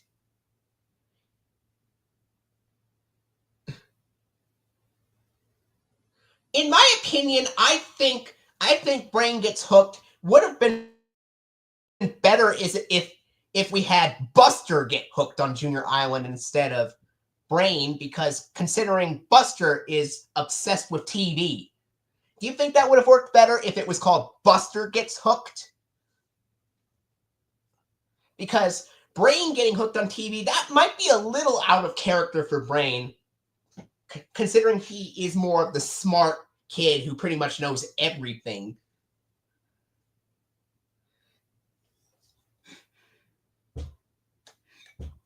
Do you think it would have worked better if the episode was involved more around Buster getting hooked on Junior Island instead? Yeah, Buster would be better. And you know what I was thinking? What if there was a season 26 episode where this time we have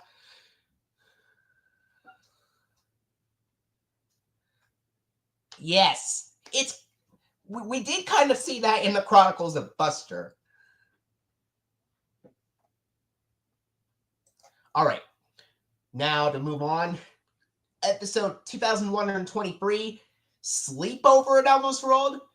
On the home video version only, it has the sleep segment from season 4, the blue background with Rosalina, and 2000 PBS Kids Dash Transformation ident, but the TV airings omit the Elmo's World segment because it was already shown on Fred the Fish's Sleepy Day on TV.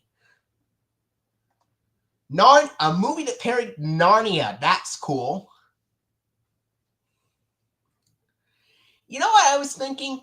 What if there was a sequel episode of Waiting to Go where instead of Binky and Brain fighting over something, maybe it's about Arthur and Buster waiting for their parents. Like maybe waiting for their dads instead of Binky and Brain waiting for their moms. And I would have that workout have a much better plot compared to Waiting to Go. Instead of them fighting, they could try to do lots of different things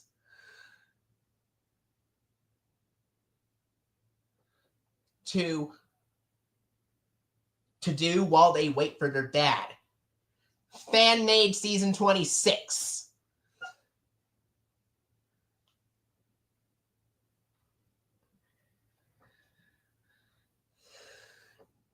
Yes, I'm pretty sure you told me that.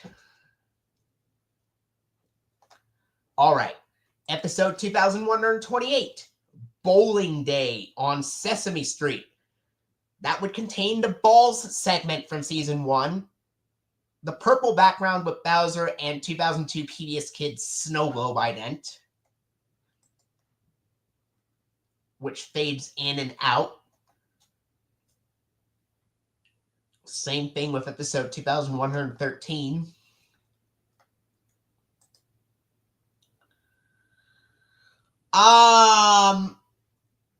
Yes.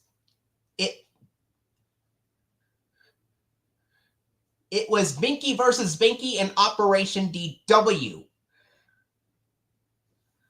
that had that blue background.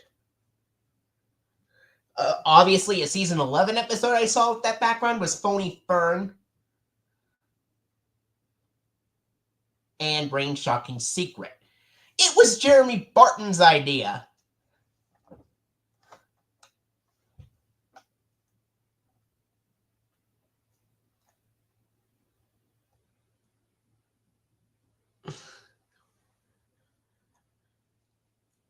Yes, I have. I even had Matt Neff.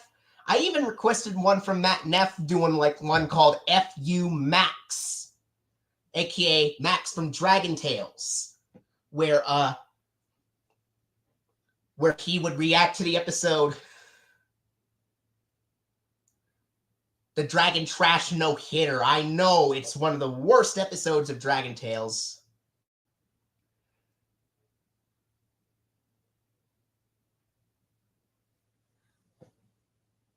Yeah, I think so.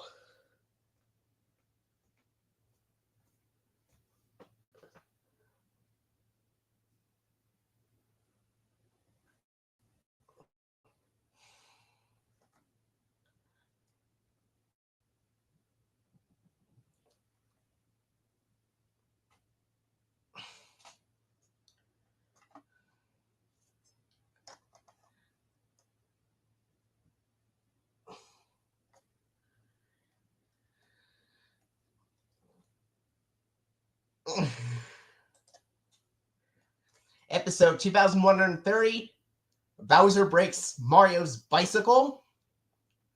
That would have the bicycle segment of Elmo's World from Season 3, the green background with Luigi, and the 1999 PBS Kids Dash Ident.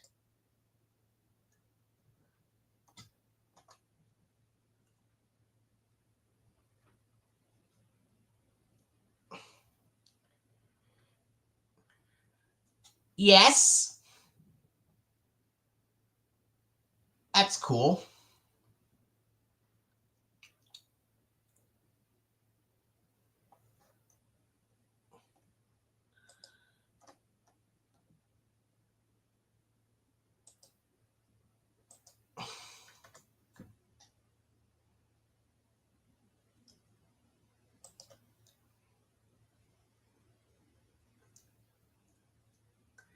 Yeah.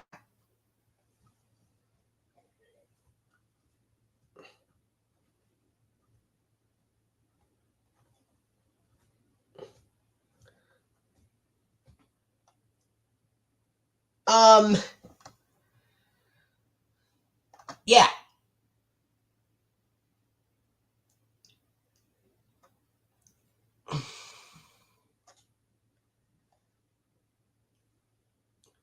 Out of all the shows from Sinar, my favorite would obviously be Arthur. Caillou is mediocre, but Arthur's fantastic.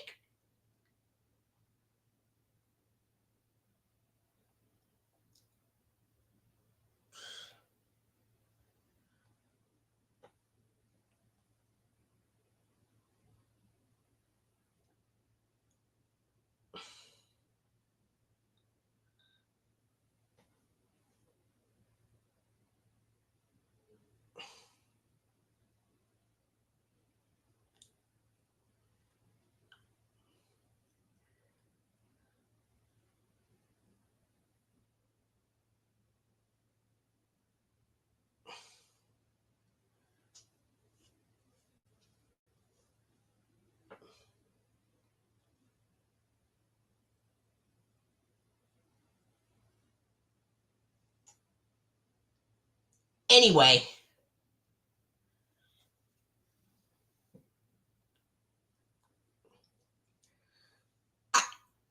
you know, I'm surprised that PBS missed out an opportunity to be doing a Leapfrog TV series. In my opinion, I think they should have done that. Maybe like from 1999 to 2005. Maybe call it The Adventures of Leap and Friends with Leap, Lily, and Tad, the three frog siblings. Leap is the oldest, and Tad is the youngest.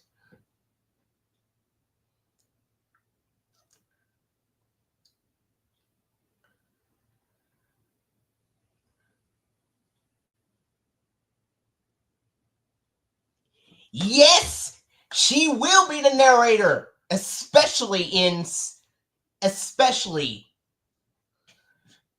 from at that time, even in season 3, when she was the narrator for the My First Leap Pad learning system, believe it or not, like Leap's Big Day, Once Upon a Rhyme, Leap to the Moon.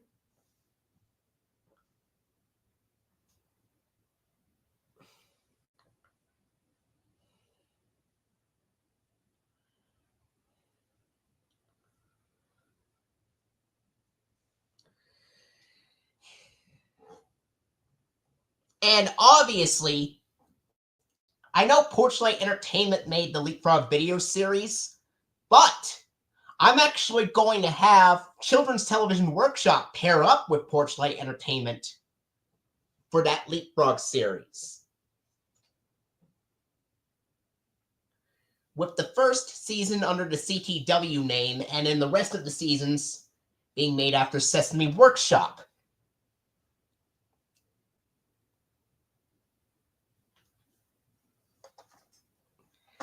How did you like the idea of a Leapfrog TV series, Husky Dog 88, which would also be made by CTW, just like Sesame Street?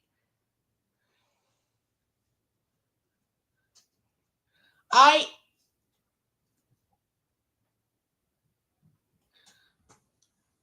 seen one of the shows from Nelvana.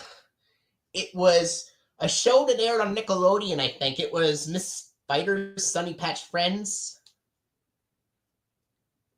And surprisingly, that was released by the same company that released Clifford VHS and DVD releases, Lionsgate,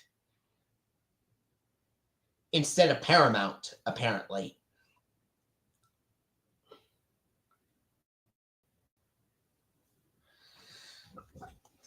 And if you're wanting to know about this idea, obviously,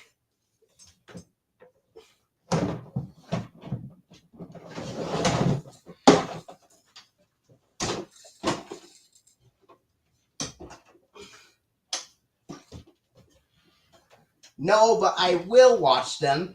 And apparently, this is what I would imagine the design to look like for the first 4 seasons of The Adventures of Leap and Friends. It'll basically have the same designs like that of the characters. That's Leap. He's the one wearing a red vest. Ted is the one wearing the orange shirt and the blue baseball cap. And Lily is the one with the pink bow in her hair. This is what the animation style for the show will also look like. I did a video on this table, playing random songs on it. This is the original 2002 Leap Start Learning Table.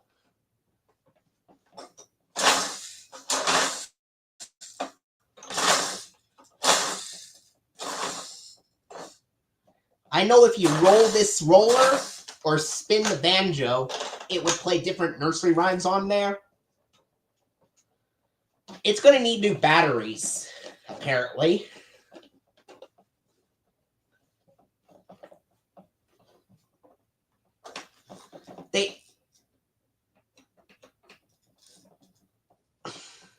Yes, they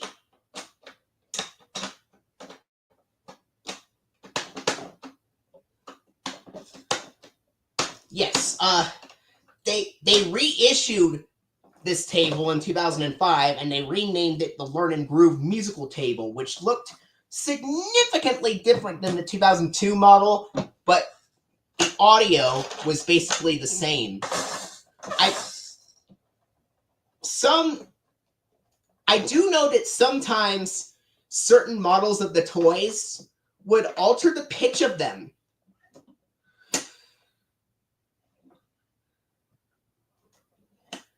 Yes. Let's say Cosmo played this original 2002 model here. Of course, sometimes the pitch can alter depending on where you get the toy from. I think it's controlled by a circuit, and the circuit would be responsible for creating all the sounds for this toy. Sometimes they would alter the pitch if you get certain models. This one plays in a higher pitch than normal. Some copies of the toy play in the normal pitch, and some copies can play in a lower pitch than normal. But this one plays in a higher pitch than normal, because I did a video on playing random songs on this thing.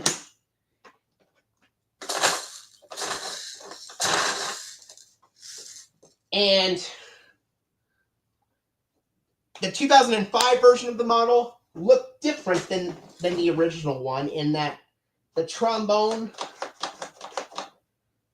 was yellow and the slide was orange. But in the 2005 model, it's the opposite, where the trombone is orange and the slide is yellow.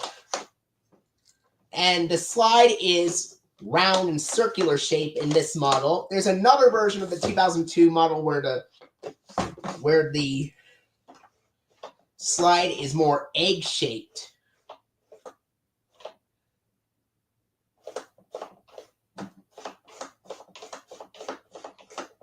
But this one is circular shaped and round.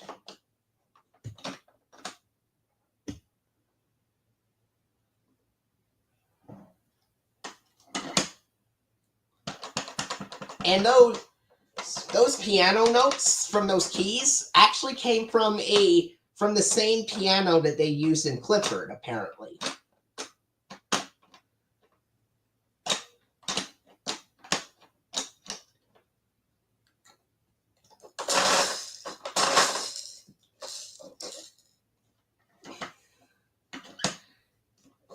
Apparently, I found out a couple of days ago that the founder of Leapfrog, Michael Wood, what was his name, he passed away recently. Leapfrog was founded in 1994, and he passed a couple of days ago.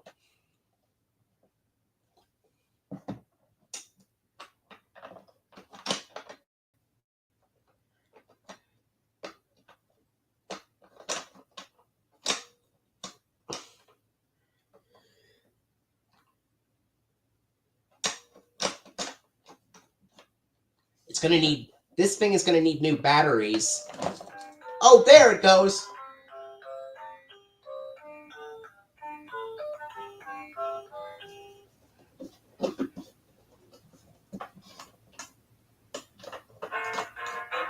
I know it sounds a little muffled, but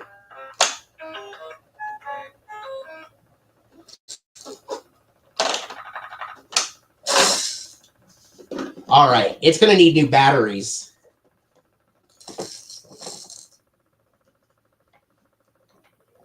So that's basically what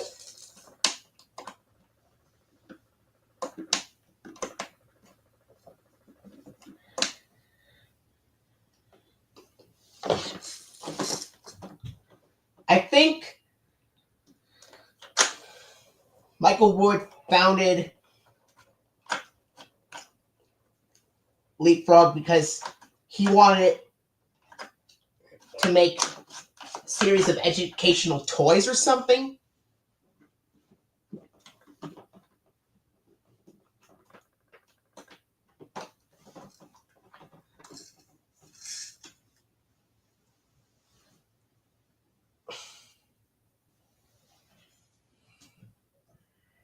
Yeah, that was from the episode Art for Babysits at the very end.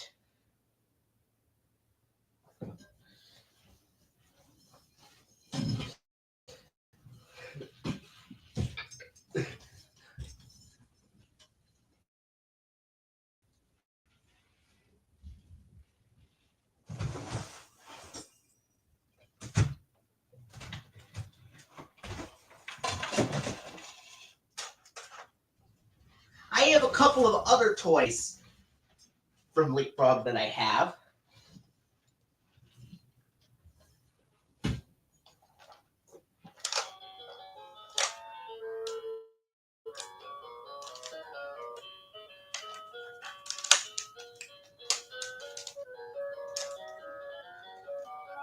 This is the Alphabet Pal, released in 2001.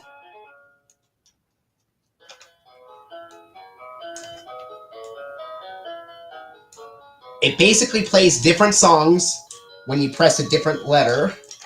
Now I will show you this as an example. If you press the letter Y, it plays Yankee Doodle Went to Town.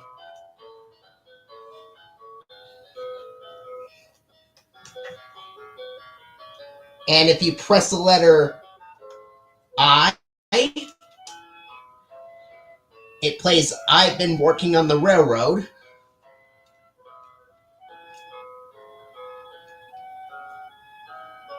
This is one of the toys that I've gotten when I was a teenager. But Leapfrog is very, very, very nostalgic when it comes to making toy products like this. That's why for Yankee Doodle Went to Town, and I played I've Been Working on the Railroad. Now let's see if you press the letter R. Hold on 1 second. It would get row, row, row your boat.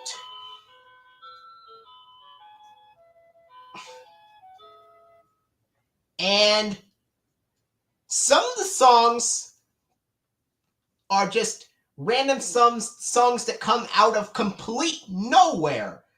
For example, look what plays when you press the letter Z.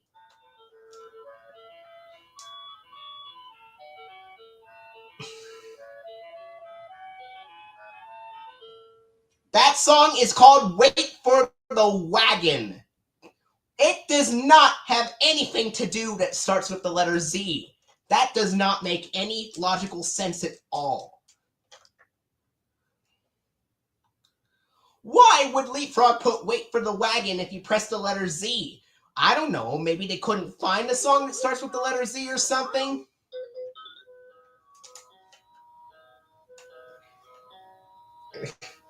I don't know. I think this was because they wanted to put a song, and that song was used for filler, and they couldn't find a song that started with the letter Z, so they had to put Wait for the Wagon on there.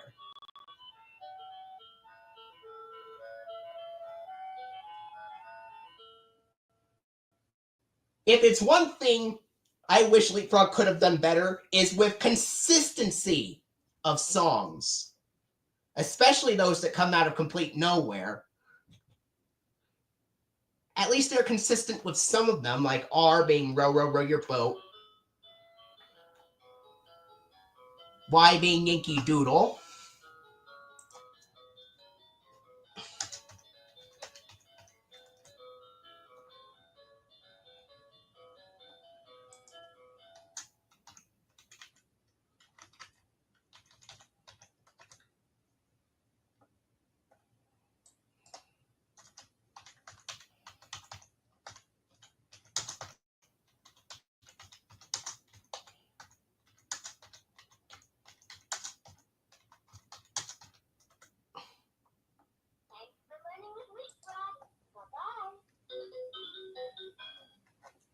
All right. For letter Z,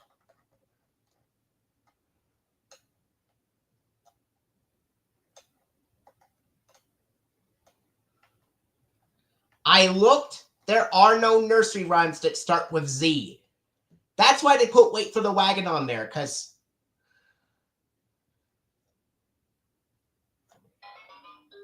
yeah, but that song is copyrighted by Disney.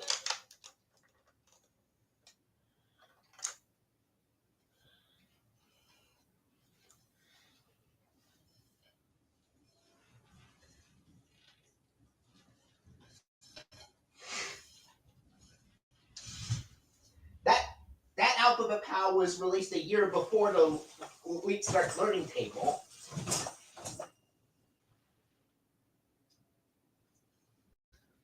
Let me see.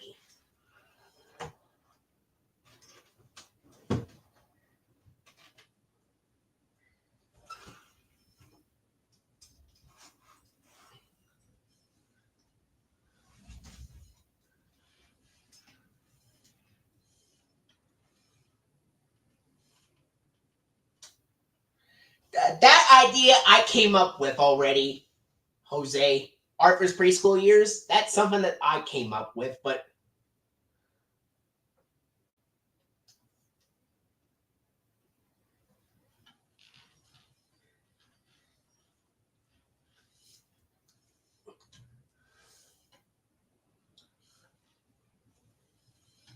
let me see.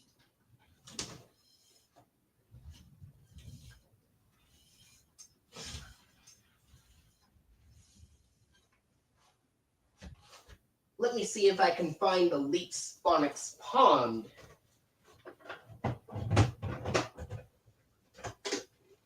Nope.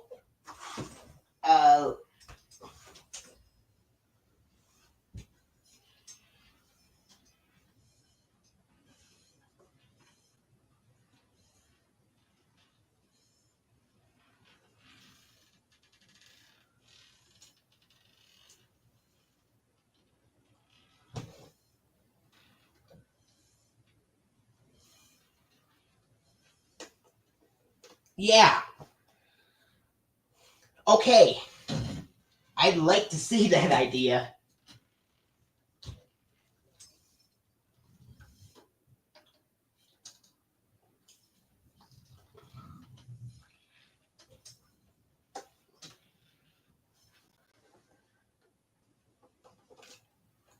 Here's the Leaks Phonics Library. I do have the Phonics Pond as well. Let me see if I can go get that.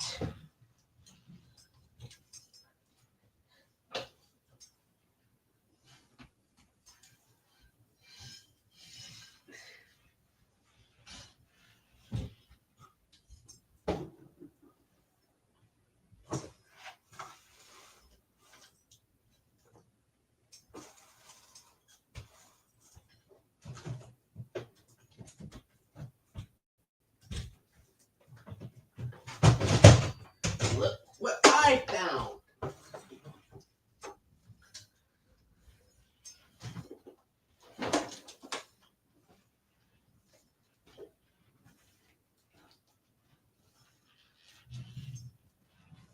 Yes! Leapfrog actually did a Clifford game for the Leapster, but not for the LeapPad learning system. They also did a Clifford game for the Imagination Desk. Here's the Leaks Phonics Pond.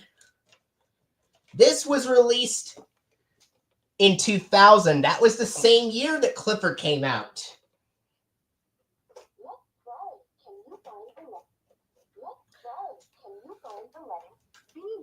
That was one of my favorite toys growing up. I remember playing a toy at a different place. Great job. And it was one of my favorite toys growing up. It's very interactive. Wow. No, it says Leapfrog. Can you find the letter M? M. You did it. Can you find the letter Y? Y. Awesome. That being said, Leapfrog and VTech are very similar toy companies. The letter D. D. Great job. Wow. You got 5 right answers. Let's fish again. Can you find the letter 10?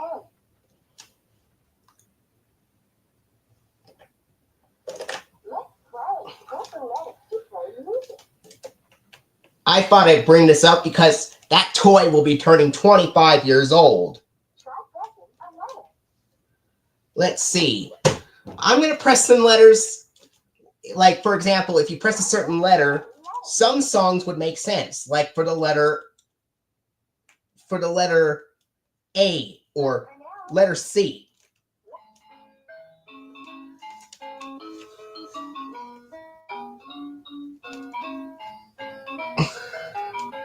C would play Oh My Darling Clementine. That song makes sense. If you press the letter J,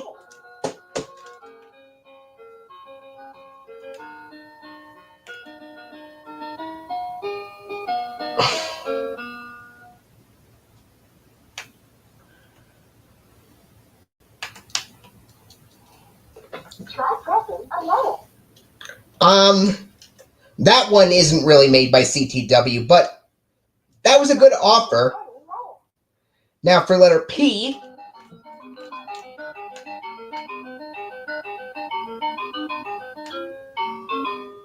it plays Pop Goes the Weasel. And for letter R, it plays row, row, row your boat. 3 more letters. Like, for example, if you press the letter I,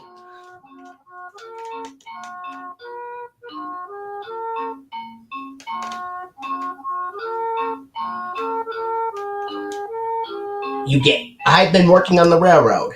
And if you press the letter S,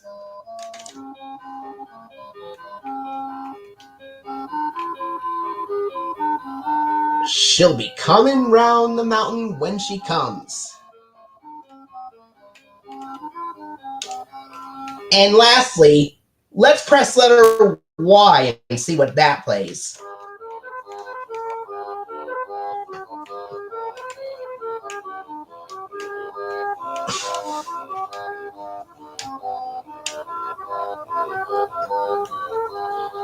Yankee Doodle went to town.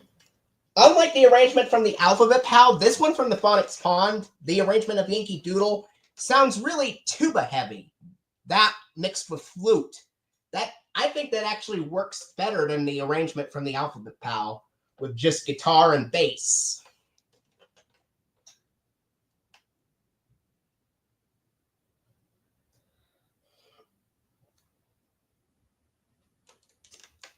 And of course, that was the theme song for one of the shows that some people do not like. I'm mentioning you, that purple dinosaur over there.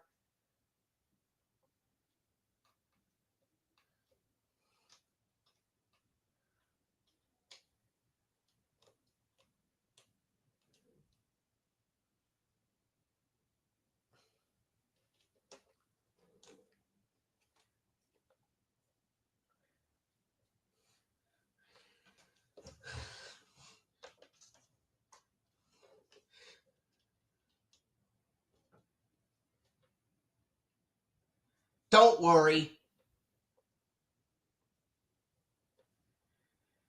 All right. Let's see.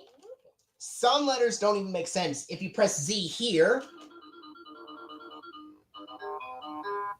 this one plays a short little ditty.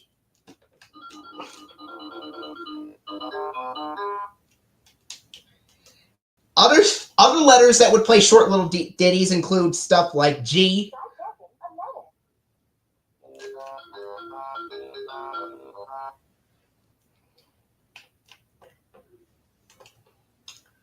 some people don't like the show, so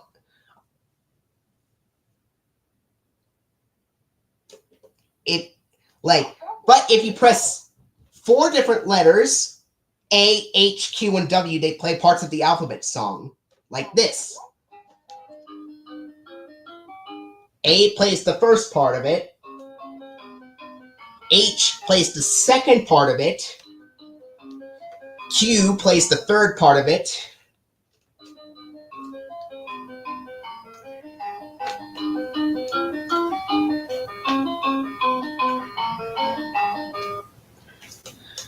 but there's a really cool feature that you could do to play the whole thing, like this.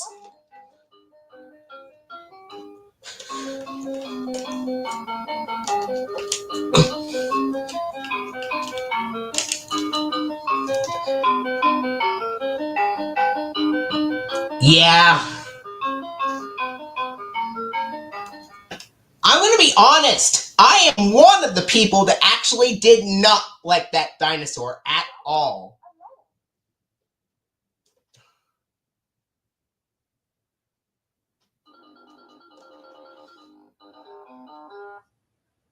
And the only hit entertainment show I do like is Thomas.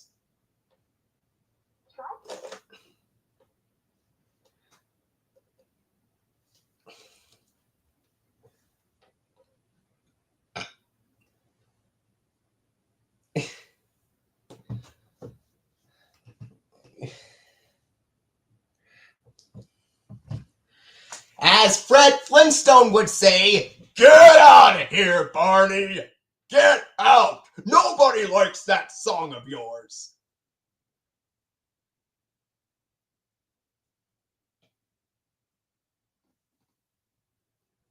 And then the Well, how do you know, Fred? Some people may actually like the show. You can't just criticize a show they don't like.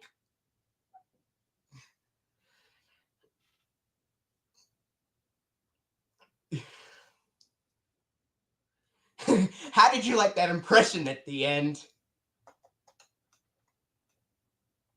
Husky Dog 88. Of Fred Flintstone and Barney Rubble.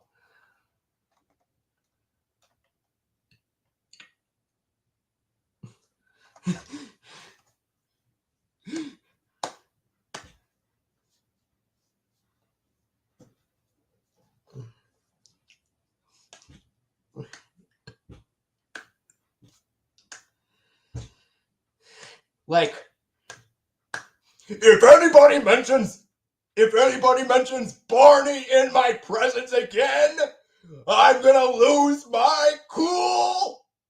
Now, Fred, how many times do I have to tell you? Some people have different opinions on shows. You can't just criticize them. Yes, I know a lot of people don't like the show, but there may be some that really like the show, Fred.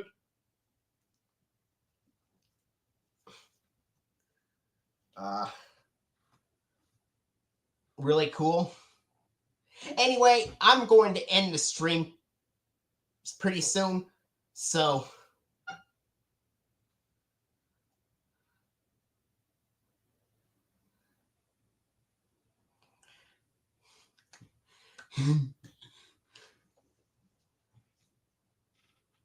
yeah.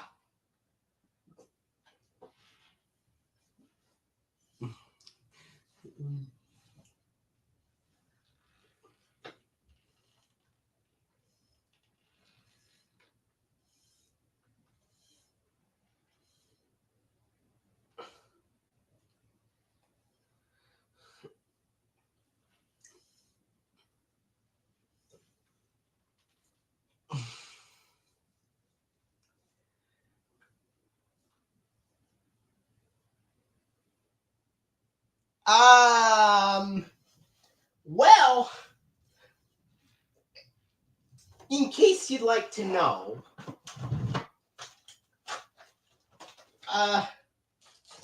Leapfrog actually did make a couple of artwork books for the LeapPad learning system.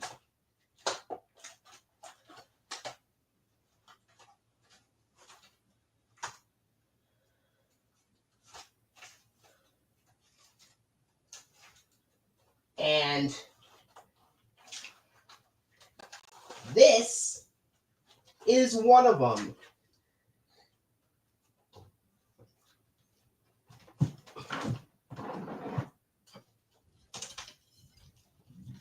This is one of them that got an interactive book and cartridge adaptation, Arthur's Lost Puppy. I hate to tell you this. I think it's based off of the episode Arthur's Lost Dog, one of the worst episodes of season 1 in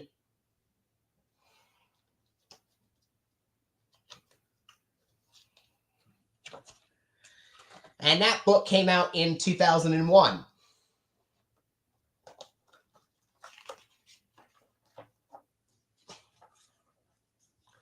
I wish Leapfrog could have made LeapPad interactive books and cartridges based off of Clifford episodes on them. But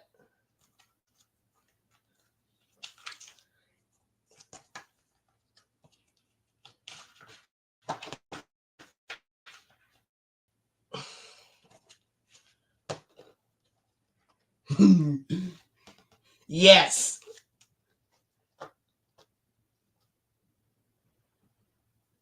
Yes.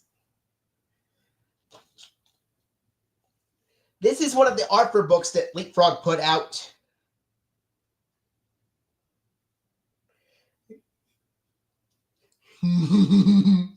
Anyway, well, that was the stream. Stick around for the next stream coming up next week on April 25th. Till then, catch you later. Okay. Catch you later.